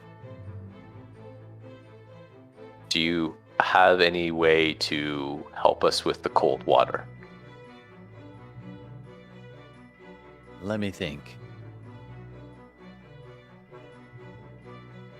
And she kind of shrugs for a moment and then says, "Follow me." Inside. And she gets up. I'm just going to do an insight check before just following her. But Sure. Yeah. Do an insight check.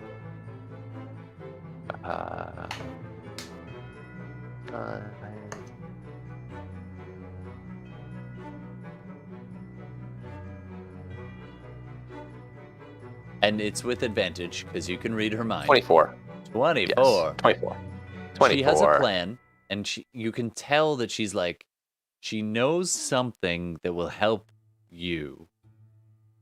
And it seems like she wants to try to get, like, have the two of you go somewhere so that you can do something about this pearl. I'll follow her. I say, I'm pretty confident they can at least serve as a distraction and we can finish the job. She nods and grins. She pulls up her hood. She leads you further into the forest. Yeah. Stuff away. All right. And I think this is a good moment for us to take a little break. So we're going to take a 10-minute break, folks, as Gex is doing his ritual. The rest of you are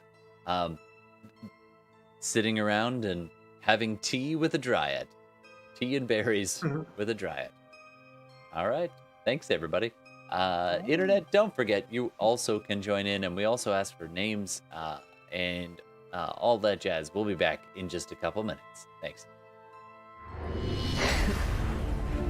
Holy shit.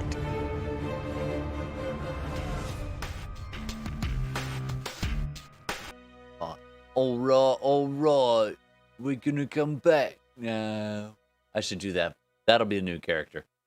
Hey, Interweebs, we're back from break. Thanks for sticking around, and thanks very much for those who listen to after the fact on all the podcast places. Don't forget, if you like the podcast, you can also check it out on YouTube or on Twitch on VOD, because we do the visuals. You can look at our pretty, beautiful faces. Speaking of beautiful, let's just remember that Vostlo's real goal is to be beautiful inside and out. He just wants to buy himself a great guitar. I'm so pretty. Oh, so pretty. Oh, so pretty. As pretty you can be. All right. This is what Cut we're here close. for. Third-rate musical improv. All right. Third rate. I take it all back. I'm sorry. All right. We are back. So a couple of things. Let's assume we go ahead a little bit in time, unless somebody wants to do something particularly interesting. I know Gex is trying to summon a familiar. What kind of familiar do you want to prepare, Gex? It's gonna be a walrus. Full on supermassive I will giant only allow male. you to summon a walrus if you call him Paul. Paul? Paul. No, I call him Paulrus. Paulrus. Oh, I gotta draw a Paulrus now. Now you gotta draw Paulrus. Oh yes, and for those who likes to do such things, you could follow us on Instagram, and you can see the drawings, or watch Tihmily on Instagram, and she does some drawings, which I always love. So thank you so much for that. All right, and with that, we'll return back. So you get Paulrus ready. I don't know if I have a Paulrus mini. Let me see if I can find something. You'll have a big bushy mustache. It's Oh, yeah. got it. Oh my Oh, goodness. Are you ready for this? Oh, I'm so ready. We actually. Oh. Oh. Oh, larger. Much larger. Stretching. There we go. No, slightly bigger. Just like 10% bigger. Now, There you go. familiars are supposed to be kind of small. So it's gonna Must have. be small. Yeah. He's only partly there. He's like part made of stardust. So like he's Yeah. somewhat see-through, so he's not very strong, but there you have it. You've got your Paulrus. Yeah. This is just for the visuals. He's- Essentially, it's like a slightly overgrown octopus, but He's sure, walrus in the form size. of a Paulrus. All right. If anybody wants to we go. take a short Oh, I can't benefits grab of a short rest, Gex, I mean, you were busy summoning, so you don't actually get to take a short rest unless you'd like to take another short rest. The druid is definitely, the dryad is definitely interested in what you're doing and keeps getting underfoot, kind of picking up stuff as you're like burning incense. She comes up and sniffs it and is like, oh, and like those kinds of things, just kind of making a nuisance of herself as she's kind of walking around and every time this is fairly jovial over with her, except every time you look over towards that massive jungle abomination, it's just like just every single time it's not happy with any of you, but it doesn't seem to be attacking either. When Paulrus arrives, it kind of and the dryad eagerly runs up to Paulrus and starts like just big old wet fuzzy mustache kisses right in there, just It's like motorboating the face of a walrus, and it's so eager that the walrus actually gives a little side eye over to Gex at one point. Is like, "Are we okay with this?" Yeah, I'm like, all right, Paulus, do your thing. Go find me that pearl. And it starts going over towards the water. And as it gets a little closer, the dryad kind of tries to get up on its back. It seems to be trying to have fun with it as it approaches the lake. And then as it gets a little closer, all of a sudden, the walrus is stopped as the large... I'm trying to drive this map. Let me jump to show the map. So as the walrus begins to kind of galump its way towards the lake, it gets almost to the lake when the massive jungle abomination just suddenly shifts over a little bit, and kind of blocks Walrus's way. And the dryad's like trying to like give giddy up motions, and then looks up and says some stuff up to the giant abomination, and the abomination just kind of shakes its head in this like no, and she's like, come on. That seems to be the gist of the conversation. I'm just gonna kind of let her do her thing. I'm gonna just like look at her and be like, yeah, go for a swim. Yeah, get in the water. It'll be fun. All right, what are the rest of you doing? Like I said, anyone who needs a short rest could have taken it, except Gex, because he was busy summoning this thing. How many Yeah, HPs does a Goodberry? One. Restore. You do have. Let me roll a d4 to see how many she gave you. You has 3 good berries in your hand there, Tillman. Ooh. And each one gives 1.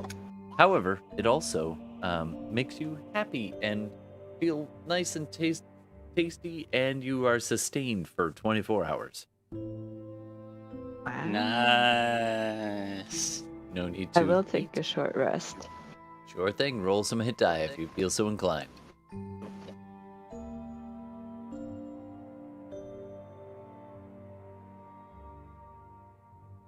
All right. Meanwhile,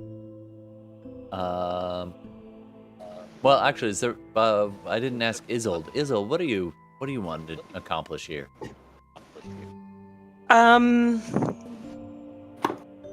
I feel like she's trying to just figure out what the heck happened with this creature who because you said I didn't notice when he turned. So she's just trying to figure that all out, and now she doesn't know where he is, and she's not sure what to do. And they were such Right. fast friends, and now it's like, whoa, it's just awkward. It's like a breakup, and you had to pick a side. Yeah. She's very upset by this whole thing. Oh no. Yeah. Her innocence is shattered.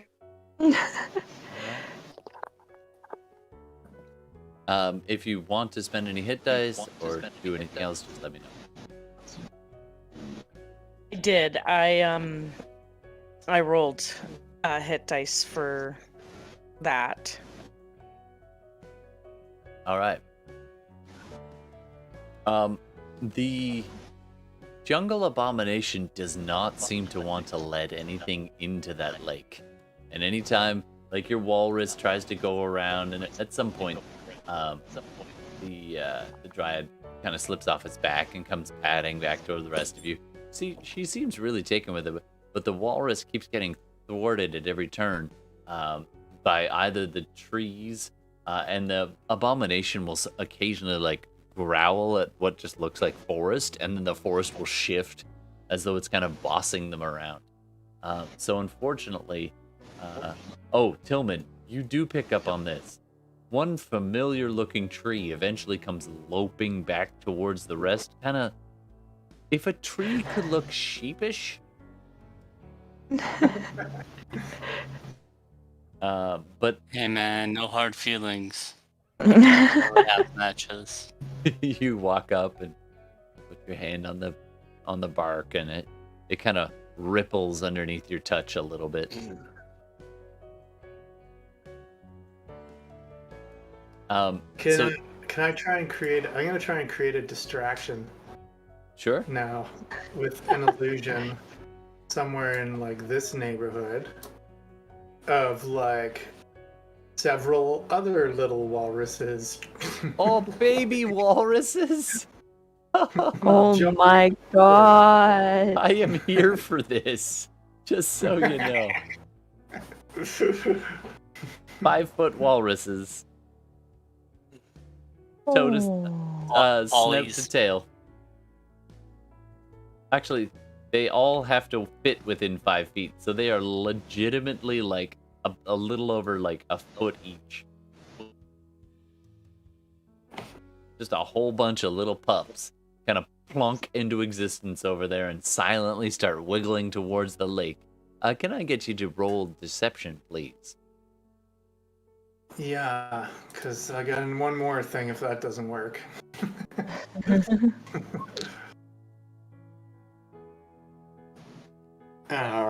What's my modifier? 25. Damn. All right. It is quite a perceptive thing, but so that's a 9. It does not seem. So the massive jungle abomination kind of was blocking your Walrus at the north end there. Kind of suddenly becomes aware of the 2 or 3 little walrus pups that are making their way over towards the water, and they almost made it in, and it's suddenly like Right, and it right as he turns his head, Todd, I'm gonna cast invisibility on Walrus. actually, just so you know, you can banish him to his own plane and then make him pop out 30 feet away. Okay, well that's what I'm gonna do then. I'm gonna Yeah, like that's make, because initially I was gonna say I was gonna have him like come into being out in the lake. So now what I'll do is do it that way. Interestingly enough, the massive jungle abomination looks over, sees these totally cute little walrus pups, and it just goes, and these massive roots suddenly thrust up out of the ground. These spiked roots kind of rush up out of the ground in this long line extending, and you're suddenly aware that it was probably holding this in reserve for all of y'all. But this massive line of jagged roots come through and just, well, let me roll for it. If he gets contact with them, I'm gonna alter the illusion to make them a pile of goo. Now that's a lot of stuff to do all at once, so I'm gonna get you to roll your initiative just to see if you can do it in time. As this thing just goes, and these spiked roots burst up from the ground in this spray of dirt and wood, and just eviscerate the walrus pups for what would be 30 points of damage. Except it's an illusion, really, so it just goes. And then as the dirt and stuff settle, how was your initiative? 20. 20. Oh, let me just check. That's a -1. So 13. So 20 beats that. And everyone is startled by this sudden outburst. Even the dryad is like, eh. And the pups, you quickly alter it. And then the roots begin to recede. And there's all this torn up terrain where they were. And you can see these little puddles of red kind of. I'll just look at the tree and be like, come on, man. Those are my tiny walruses. And at that, do a deception check for me. Oh, gosh. You 12.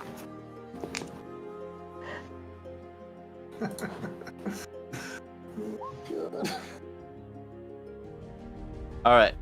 The treant, sorry, not treant. The jungle abomination leans down, like, as if to say, like, yeah, what do you want? It's not buying it. However, the dryad kind of cuts you off before you say anything else, and she just marches up to it, the massive tree structure thing, and starts just tearing into it, just yelling at it in Sylvan, most of which you don't catch, and she is fiercely pushing back. You emphatically motions towards the little red stains where the walrus pups were, and the massive jungle abomination kind of takes a step back, hands up, as she drives it further, and it actually takes a step into the water, and you see the brine beginning to freeze its limbs where it's touching the water, and it's like, oh, it's definitely affected by that cold, and the dryad just marches it right to the edge and that's his name, and this is tell Versus, and it's like, Oh. no rest.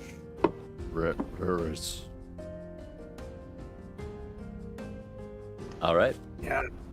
Telephastus is right. Walrus side. Please note, No walruses were hurt in the filming of our Dungeons and Dragons game. all right. Anybody else want to? Oh, and anybody else doing anything? I Tillman? mean, we just watched a bunch of. Did we know that was a illusion?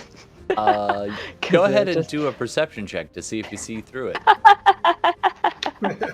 Otherwise, I'm like, oh my god. Oh, What Okay. the fuck, dude? Tillman's What'd losing they his do to mind. you? What'd they do to you, man?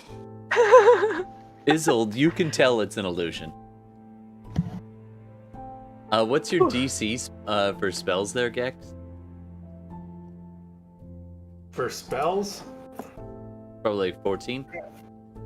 Well, my armor class is. No, your DC, so for spells. It's like 8 plus your modifier. Oh, I don't. Plus your proficiency. Yeah. What's your intelligence modifier? Oh, +2. So it'd be 13. 13. Okay. So Tillman cannot see this at all, but See. Hilda, you're looking at the pups and you're like, oh, wait a second, as they kind of flicker in and out a few times, but it is lost on Tillman. Isolde, you also see that is a fake, and you can kind of see Gex wiggling his fingers. But Tillman, yeah, you're buying it. You just You're starts living a crying. nightmare. What? Man, what happened, man? that should help with the. Man, this place is all question. fucked up. Dave, man, it's okay, Dave. Okay. Oh, I'm sorry you Dave. had to see that. Oh no. All right. And first the meanwhile- hand drum and this. Oh, It's been a rough week. So It's a meanwhile, rough week. Gex, as you're consoling Tillman, you go, and your familiar Paulson,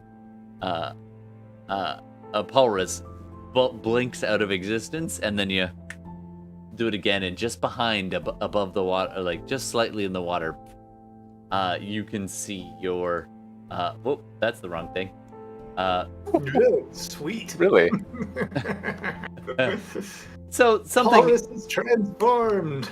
No. The walrus suddenly, yeah. So something happens here. 1 second. Not that. All right. Feel So like- Walrus blinks back into the water and just kind of surfaces. You just see the mustache face, and it nods at you. It's like, yeah, and goes underneath the water. I'm going to get you to do a perception check for Paulrus to see if it can find the pearl. Also a Constitution saving throw. So the perception check is 19. Constitution saving throw is 18. All right. It actually succeeds. The layers of fat and blubber seem to be protecting it from the extreme cold. As Very yes, Carl, we are pushing Tillman to his utmost limit. So this Paulrus seems to be like custom made for this experience. As it's diving through the blubber, protecting it from the cold, the briny water. It's holding its breath as it kind of swims and tusks its way down below the surface. You get almost to the bottom, and this is deep. Like, it descends 30 feet, 60 feet, 90 feet, over 100 feet, almost straight down into the dark. 120. And down at the bottom, Paulrus begins to see a slight glow, a little white light at the just on the edge of perception. 150 feet. The looming shadows of the almost sheer walls just towering up above it. And Paulrus keeps going, pressing. The little white light gets a little bigger and a little bigger. And there's this little 10-foot glow of light around it as the walrus descends and sees this beautiful white pearl with these kind of swirling etches around the edges of it. And then Paulrus gets to it. What do you want Paulrus to do? Swallow it. And it goes and kind of nudges it with its mustached whiskers it's sitting at the bottom on these kind of mud and there's you can see in the illumination from the pearl, there's these little glints, little sparkles in amongst the bottom. It's not mud. And Paulrus takes a closer look as it's getting close to the pearl, and just in the last second before it kind of extends its tusked mouth over it to bite it and swallow it down, it's still kind of stuck between its teeth as it begins to kind of choke it down, and the illumination glints off of gold and jewels, treasure at the very bottom of this lake. And the last thing Paulrus sees as it's about to gulp this thing down its gullet, beaming soft white light from from inside its mouth, illuminates just in front of it this rock. But it's suddenly, no, not a rock. Oh no. As a massive white eye opens in front of Paulrus. And another one. And this long serpentine snout. As Paulrus... Yeah, you should say these things out loud, Carl. That's hilarious. I want that to happen. Actually, I did say that it's semi-translucent. So it chomps down this pearl into its gullet, into its belly, and the glow illuminates it from within. And it does act like a glowworm. It's this soft illumination from the walrus. The Brings pseudo you back there. to the 80s. Yeah, glowworms, baby. And Paulrus turns to kind of ascend back towards the surface, and this head looms up.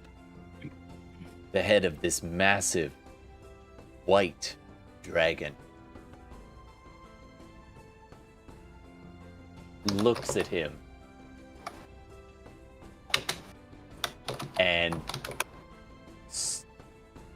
up on the surface of the water, you're all kind of sitting there fine, and a few seconds later, all hell breaks out as you're all just like, this water gets kicked up into the sky as huge swaths of brine, super chilled brine, and this sense of, and it's almost like backlighting the massive jungle abomination as this spray of water gets kicked in all directions. And you're all startled. I need you all to do a Constitution saving throw, please. As some of the super cold brine gets just flung on you. Woo. Oh wow. You're Less not full shrinkage this submerged. time. Yeah, less shrinkage. You're not submerged, but you are pretty drenched. All right. So Carl, Tillman saves with 15. Isolde gets a 4. She is just coated, like it's almost like just coated and instant freeze. You're just like, you're gonna take some damage from that one.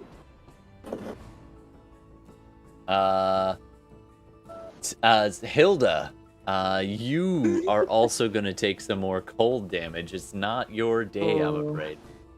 So No. you are going to take 14 points of cold damage, Isolde and Hilda. Ooh. And Gex, you pass with a 16, so you are okay. From a northern climb. How close? Never mind. It doesn't matter. Okay. So, as the spray and the super chilled cold hits you and you look up, there's a moment where it takes your brain a few seconds to put the pieces together as this moving shape within this spray kind of swirls around and then lands. And it's almost straddling the entire water at this point. It is that large. As you now see this very large white dragon, even bigger than the black dragon that sent you on this quest, is now kind of flapping its wings over what remains of this lake, which is now mostly dented, the water level probably a good 30 feet below where it was. In its jaws, this little semi-glowing walrus suspended there, and it flings it down onto the ground, and it just and hits the ground. It lasts a few bounces, and then the walrus takes enough damage to just out of existence. And No. sorry, No, Tillman. Paul. So much death. How much? So much Paul. As Stuff.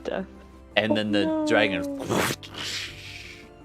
kind of perches itself above, kind of a couple of limbs stretching to either side of this massive crevasse, as its head snakes up and around this jungle abomination as a claw, and it just stands there like a good little guardian, allowing this master to approach.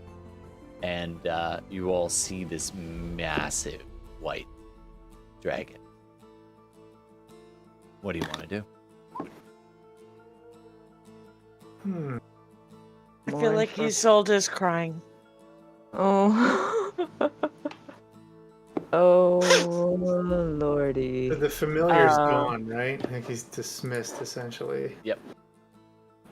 Okay, The good. pearl, because he was glowing. He was glowing, and where So- he landed, which was just a few feet kind of in front, you see the tiny... Let me just I gotta sort my layers here. There we go. You see where he had been a small white...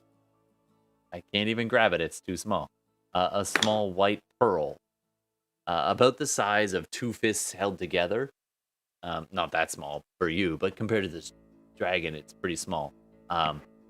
2 large fists held together, kind of rolling ting, ting, ting, along the ground, and then settles near a stone, a moss-covered stone, not too far away from where Hilda is right now. Actually, it's probably like maybe 15, 20 feet away, just underneath this overlooking dragon, which puts its head up over this abomination.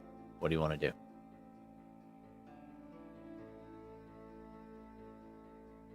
I'm gonna take a quick look around to see if I can see Kato or not Rook. Sure, do a perception check. Come on, high dice roll. Yeah, 15. So probably not. Probably not. Oh boy. Yeah, you glance around, you don't see them. I wonder what we were doing in the meantime, actually. But Yeah, we can cut to that as this massive head. do we cut to that and let them kind of like figure out what their next move? Okay. So, as this dragon looks down at you all, and you're just like, cut to Kato and Vostlo, and not Rook. You had entered a cave not too far away, approaching some of the foothills of the mountains, but probably about a 30-minute hike. And you spent a little bit of time hunting, but Kato was very good, and she knew just where to look for such a creature. And eventually come upon this strange pudding creature. And even though it's not a direct threat, Kato insists we hunt this. And the two of you make incredibly short work of it, as it's a almost defenseless, like a black pudding kind of creature. And the two of you just lay waste to this thing. And after a time, after it's dead, you kind of pick up your dagger, your arrows, whatever, and they're okay. They're a little bit dissolved, but not too badly. When the thing is past, its hyper-acidic nature is kind of a little bit more tame.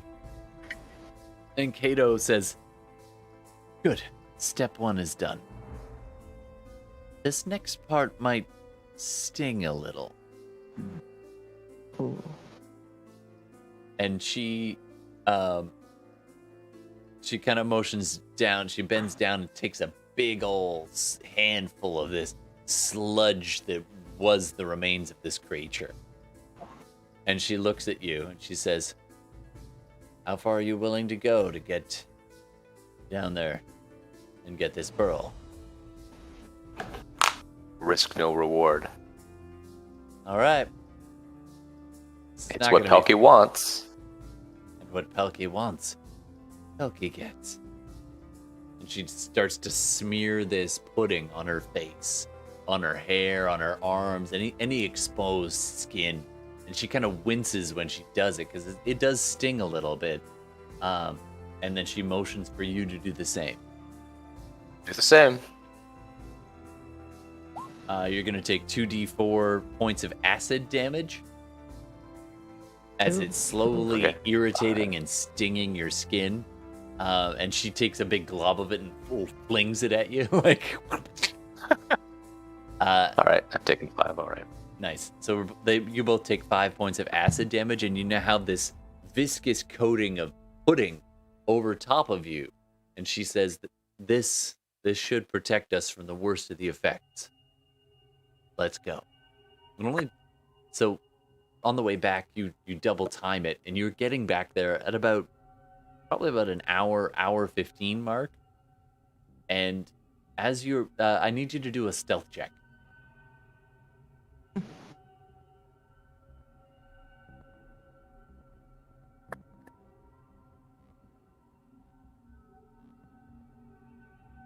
$19.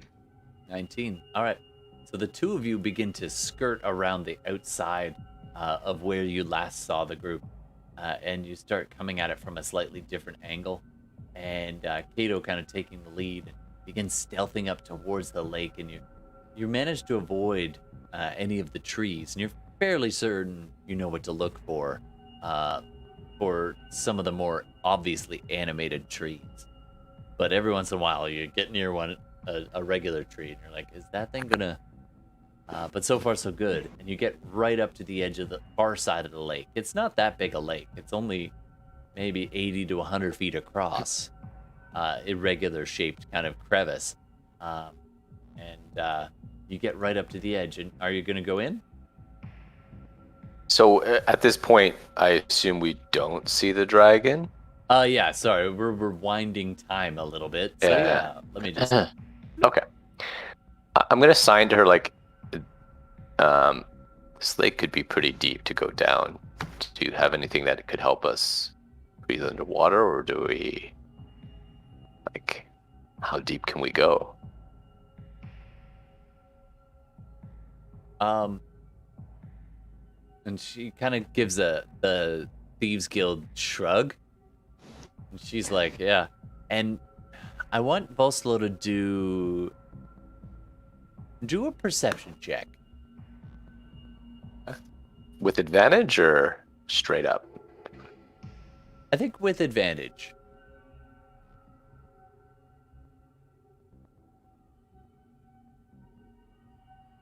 $27. With 27, you're probably about 5, maybe 10 feet away from the lake at this point, and as you get close to the water and you mention going underneath, you hear this almost kind of warbling echo, as though sounds traveling through water from a distance.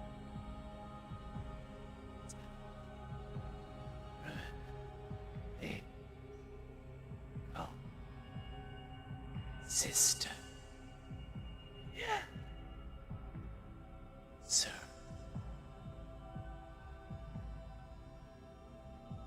And the sounds, it takes you a few seconds, and you're like, where is that coming from? Your necklace? Oh, the shell. The shell. I will use it. Yes. You reach up and you grab this, and the connection is instant. Perhaps it's your telepathy of your talent for connecting to minds, but in an instant you are traveling in your mind to someplace extremely dark and extremely deep underneath the waves, and you are in the presence of at least 2, 3, maybe 4 creatures in the dark. These women, these stretched, strange beings, sea hags, kind of flitting on the edge of vision. Yes. He who helped our little one. What can we do to repay? Pay the debt. Yes. Yes. We can. And she walks forward and pulls this little piece of kelp from her hair. And she kind of gruffly grabs your jaw and forces your mouth open. And then she, with this super long finger, presses the kelp into your mouth to the back of your throat. And you get this overwhelming gag reflex as she's pushing the kelp down your throat. Like, the hags have really long arms and fingers and everything, and it is not a pleasant experience as she literally presses this kelp to the back, past your uvula, that whole thing, and like way down. You have this retching sense, and then suddenly you're just like, and you're standing on the edge of this ice cold lake, gasping for air, and you just begin to retch a little bit, and like, and this overwhelming instinct. Dive. Ooh.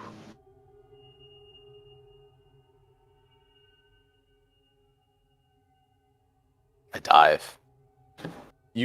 It's a bit of a crawl as you're gasping for. You cannot breathe regularly right now, and you crawl towards the water and just ungracefully flop your way in. It's like, and you go beneath the freezing cold surface, and you don't have to make a Constitution saving throw because the pudding protects your outer layer. And Kato kind of dives back in with you, and she's like, "Are you?" Okay?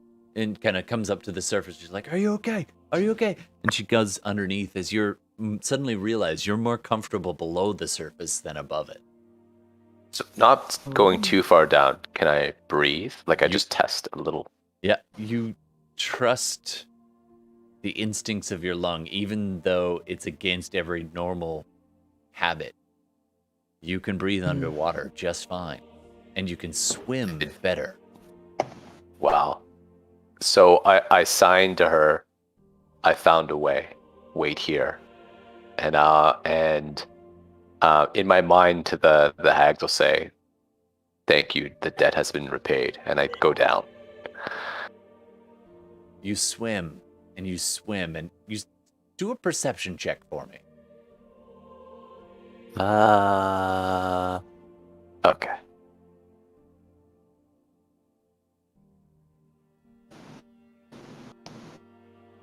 $11. Not amazing. It's a really deep lake, and it's extremely dark. At one point, you're pretty sure you see a light source way, way down at the bottom of the lake. A little whitish light. And you see this little flutter, as it were, for just a second. And then suddenly, you're getting pretty close. You're probably about 30, maybe 30 feet away at this point. And you keep pressing for that. And you see the glint underneath of the treasure and the gold. And you're just pressing for that white light. But something gets there first. Is that this frickin' walrus comes up to it? This semi-translucent walrus. You're like, what? No, that's your pearl. And you go to get it, and it clumps it. And you can still see the walrus. And it's glowing, this beautiful creature, like a sea cow glowing in the water. And it begins to turn. Close. And then all hell breaks loose as this massive torrent of water buffets you to the side, and you're thrown into the edge of the water, and you see this walrus and this massive, almost pearlescent white shape begin to push. And is that a wing? Is that a what is that? And it's just, and suddenly there's this motion, and you're caught in this riptide, this whirlpool, and suddenly thrown against the side. I need you to do an athletics check. Side. As something Athletics or big, acrobatics? I would accept either, actually. As something big Acrobatics just rushes it is. past you. And Gotta stick to my strengths. 26. 26. You okay, so as it rushes past you, it bashes you, and it throws you against the side of this narrowing of the wall. And normally you would have taken 15 points of damage, but you're only going to take half that. So 7 points of bludgeoning damage as you're thrown. And can you hard dodge against that? the side. Yeah, you can.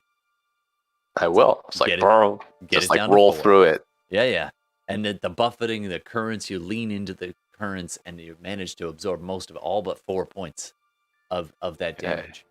And something massive just pressed itself past you and up. And you get the impression that something is going on up there, as you don't know it, but this, well, actually, do a quick perception check for me. It's, yeah, straight up perception. Straight up perception. Okay.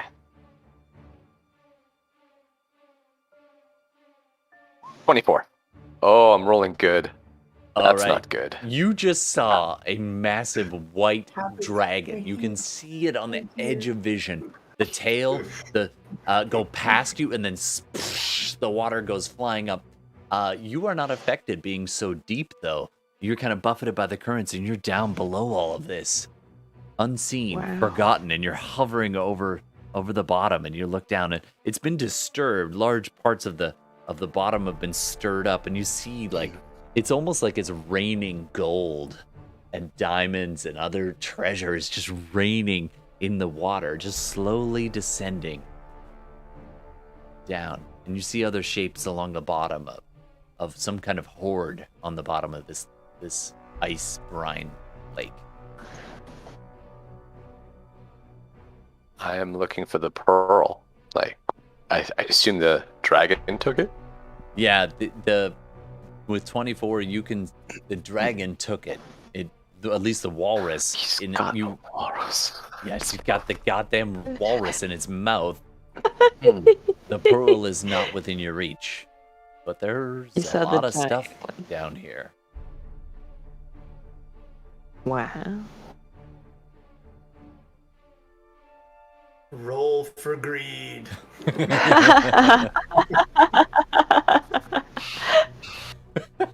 I mean, this might cover whatever you were going to get paid. I am going to stealth towards where I think it's there, like the pearl. Like, I'm assuming what I think happened is I can tell that was a familiar.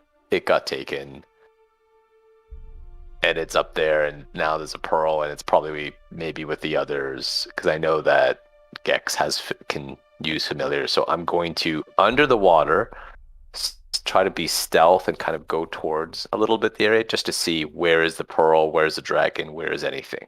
All right. So you're going to make your way back up. Like along the edges, yeah. Yeah, kind of behind this massive creature. Yeah. And I'm just going to see, like, what's going on. And oddly enough, you don't have to go as far, because like I said, the lake is 30 feet lower than it was before. And Kato is just like, what the hell? And like scrambling on the far side, like trying to climb this sheer cliff covered in ice. Meanwhile, back in the Dryad's camp, the massive white dragon leans forward over this abomination, which stands there preening. And it leans its head down. And all of you hear this intense voice. And you're not sure if it's aloud or if it's in your head.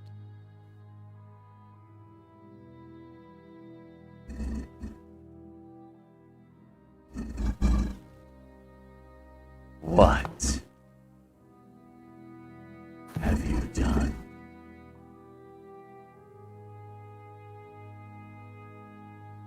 Why have you come?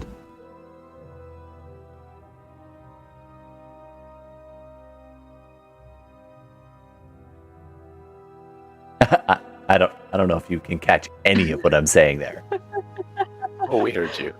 Oh, we heard you. We're just all, dragon and all. Yeah. I just look at Gex and I'm like, I didn't do it this time. I swear, I didn't move. Oh, I'm sorry.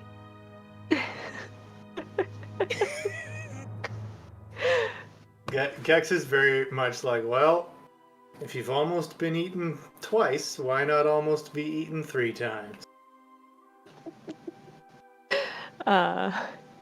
So your goal in disturbing my slumber is you wish to be eaten? Well, yeah, I don't know. I mean, it's almost happened twice. I am sort of starting to wonder about it. Man. Yeah, it's got this allure, right, Tillman? You know what I'm talking about. Being eaten. But Man, I get it. Honestly, I gotta level with you, being a dragon and all. Your brother put us up to this.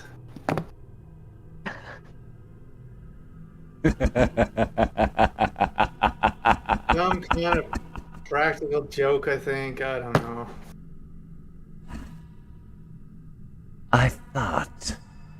could smell Pilkey on you. Oh, sorry. I mean, I would have taken a shower, but the lake is cold. A bath, but the lake is cold. Sorry. I usually want to be presentable when I meet someone of your excellence, but I didn't, My apologies. So, what is it you hope to gain by your dealing with my little brother? Well, yeah, to be honest, I feel like he's kind of giving us the runaround a little bit, We were here. We were supposed to be going to deliver something to someone on the island, and we came across your brother. And we asked him, "Hey, do you know how to get to where we're going to deliver our message?" And he said, "No, yeah, I do, but I'll only tell you if you go get this pearl out of this lake." And he didn't mention that, it was his sister's lake. I don't know, maybe he was just trying to set us up to have a good laugh, or maybe he was trying to get you to have a good laugh. I'm not sure. I don't know how the things work on this island. This is all kind of new to me. I'm just either a farmer or an artisan. We're not sure, but If a dragon could smile. Oh.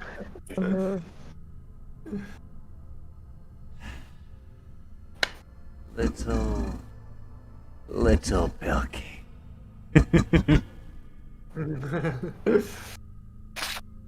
So, Pilkey would like this.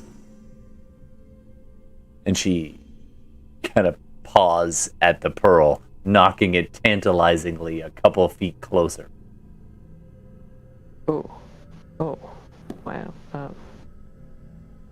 Yes, that is indeed what Pelkey asked us to retrieve. It doesn't grow to huge size. That's just me trying to move the damn thing. I thought they were pushing it closer and then stepping back for some reason. I'm like, well, this is nice. And the dragon, coils itself around the jungle abomination that stands there, roots itself into the ground solidly as it just begins to slither like a snake around this thing. And it's almost too big, and they can see the boughs bending, almost breaking. And it playfully looms over. I'm going to get everybody to do a wisdom saving throw, please. Including Vostlo. Wisdom saving throw. Of course. Of course.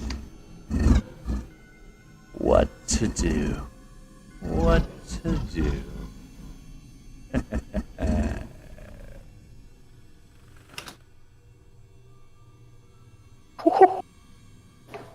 There it is. What the? You At least stole it my wasn't at dice. 30. At least it wasn't 30. All right. So, okay. So call them out. 19. 18. 30, All right. 20. 6. Nat 2023. So it's not the first time in a week that you've been in front of such a terrifying dragon.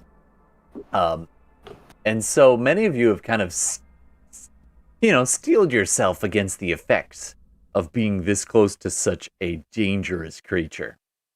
And the frightful presence kind of washes over you, but then fades. All except Tillman. Tillman, He was really shook by the walrus death. you have seen too much. You, sir, were on the edge. The drum The baby walruses. The big walrus. It's just not fair. And then all of you see the Tortle weep. Tears and rage intermingling within you in this tight knot of fear. Oh. You are frightened. You cannot move any closer to this dragon under any circumstance. Can I channel divinity? Sure. What do you want to do? All right. Casting Twilight Sanctuary on myself. Nice. So if I end my turn within that sphere, then charmed or frightened.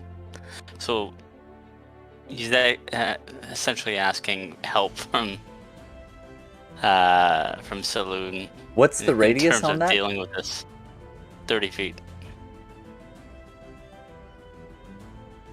You just you're weeping and and all of a sudden the shadows around you begin to dim. The light kind of getting less. At first it seems like a cloud has just passed over, but then it stays that way, and you see these little motes of light just sparkling in the air around you. And Tillman, you take a deep breath, inhaling several of these tiny little stars. And there's a voice in the back of your head. I am with you. Breathe. And They weren't real. those Yeah. tiny little walruses, that was Gex. It was all Gex. I don't know if that makes it better. It's Oh, like, that plays it so well. and then the walrus. And you are no longer frightened, and if you wish, you can give all your friends that temp HP bump. Nope, it's either or. Oh, okay. Not this round, but later. Exactly, yeah. It's still up. It's one of those benefits. Yeah. All right. So in that moment, the dragon leans close and says, I understand. Pilkey wanted me to eat you, or you to succeed and make me the fool. So, take the pearl. Go ahead. Take it. And she flings it, just kind of, it actually kind of moves towards Hilda. You're the closest. Okay.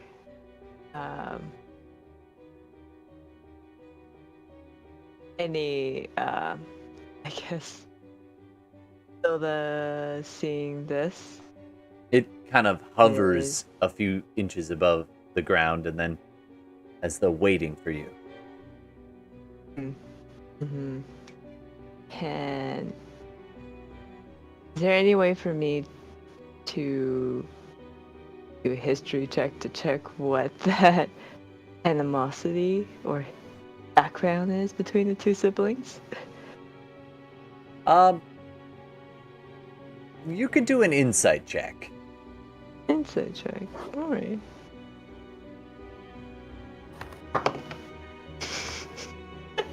Not very insightful. A 6.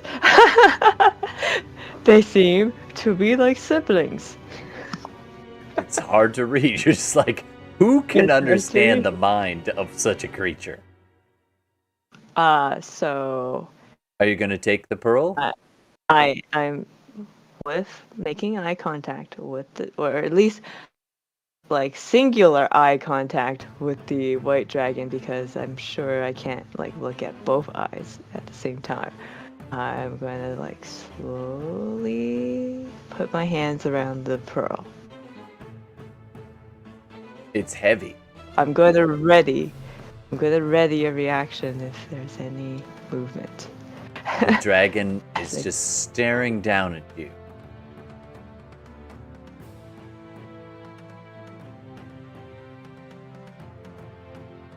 May I ask, what is the importance behind this pearl? Or Pelkey? You may not.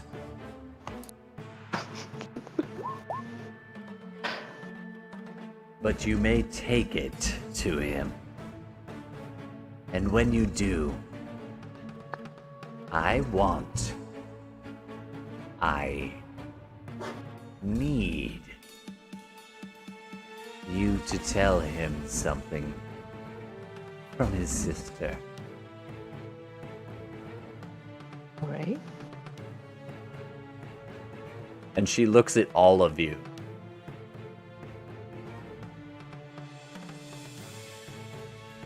Let him know that and I'm not the only one,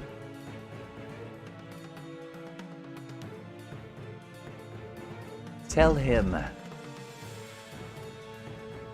Metha knew all along.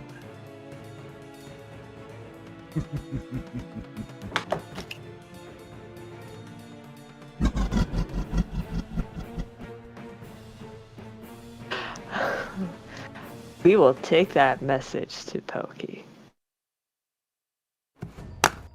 I think that message will get us eaten.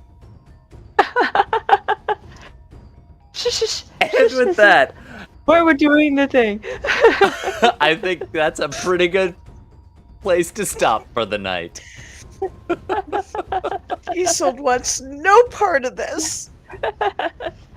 She likes living. She doesn't want to be eaten by 2 dragons. Just the one dragon will probably eat us. He can regurgitate us. And then You do understand we're playing ping pong between 2 dragons. They say don't shoot the messenger. The ball isn't gonna, it's gonna get crushed. We're the ball. Yeah. All right, I think that's it for This tonight. pearl Thanks so is- much, everybody. We do need an episode name for tonight's episode. So, oh, hey, Darcy, good to see you. Aren't you glad you're sitting this one out? Actually, I think Dreamy's somewhere in a bag, like totally asleep.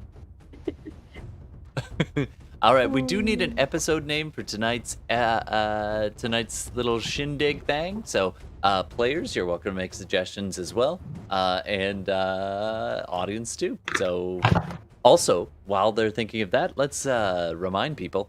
Hey, everybody! Don't forget tomorrow we have a shadow run, hosted by none other than our own Steve. He's going to be the GM. So don't forget to check that out. That'll be tomorrow. I believe at about the same time, so a little after 9. And you can watch that and join us for that. You can also check it out on the replay, on the podcast places, and on the YouTubes. And let's take a look at what's going on, Darcy. As a kobold, when the dragon is present, of course she wishes she was there. Yeah, absolutely. Like, my cousin? All right. So, tonight's episode, anybody got something? Steve did. I'd say Even something- thugs like group hugs. That's pretty good. I like that. I would say maybe something like a play of puppets. Ooh. Oh yes. Ooh. Layers Not to it. not only was there a puppet show, but There was also yes. Okay. Yeah. There was a puppet show. There were walrus pups. Weird Oh my puppets. God. Where the We are puppet? big time puppets. Hmm. We are 2 dragons puppets. You could just have a really long title. Call it "Even Thugs Like Group Hugs: A Puppet Show by Several Dragons and a Goliath." I love that, but it will not fit. No. I absolutely love that. Thugs, hugs, and Puppet shows? I was about to say belly rubs, but I don't think we got any belly rubs. Yeah, that dryad is busy questioning itself. It's like, but I like Paulrus. R.I.P. Paulrus. R.I.P. R.I.P. Or Paulrus. And the polys. All right. Well, that's it for tonight, everybody. Thanks so much. We will stick around for the credits for all the Creative Commons music, and join us again next week for some more Dungeons and Dragons. And don't forget tomorrow night for some more Shadowrun. All right. Thanks so much, everybody. That was so fun. I just love sitting back and watching you all just wrestle with this. I'm excited. All right. Thanks for making us Steve, do prove we it. have a word from our sponsor? If you can give me the name of a sponsor. Okay. Interweebs? Who would sponsor such nonsense? Ooh, what about black Familiar pudding insurance? goo? Oh yeah, pudding. Okay. Like brought to you Nice, by nice. black pudding goo, and all the uses for it. I can do that. All right. Well, we'll throw Alright. back to that after a quick credit roll, and so stick around for the after credit thing. You know, we're just ripping off Marvel right now. Post credit, we try to sell you things. Exactly. All right. Thanks very much, everybody. Thanks for playing, guys. It was great to see everybody, and we'll see you next week. All right. Cheers. Cheers. Take off, guys. I hear that.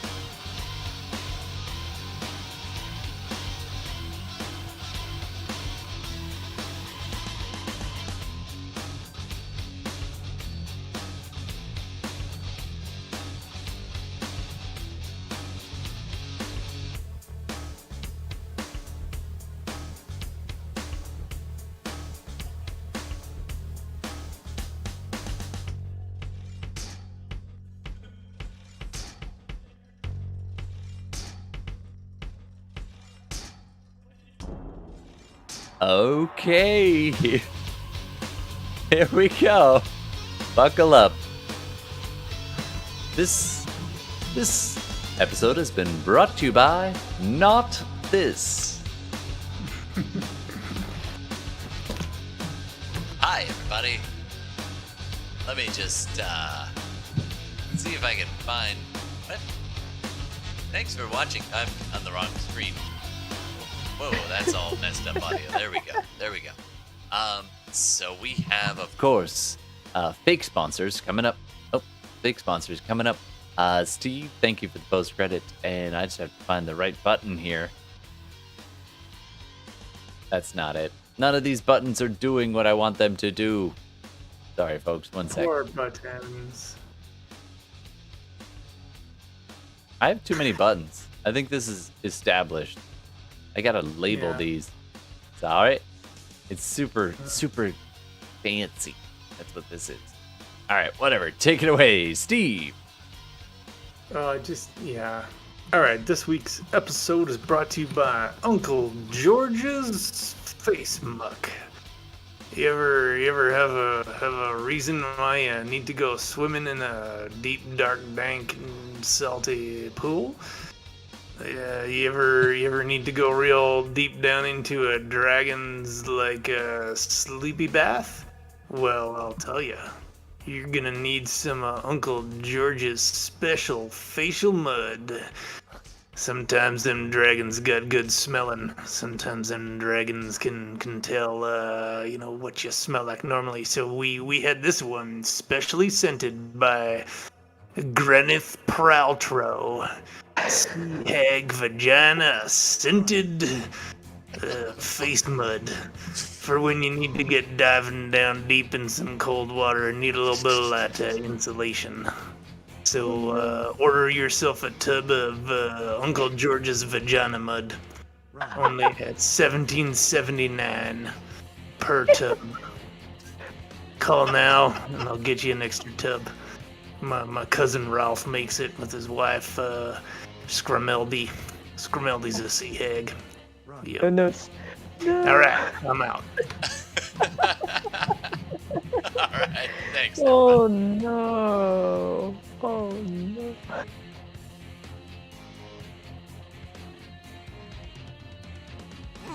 I can really taste the sea hag. That's good pudding.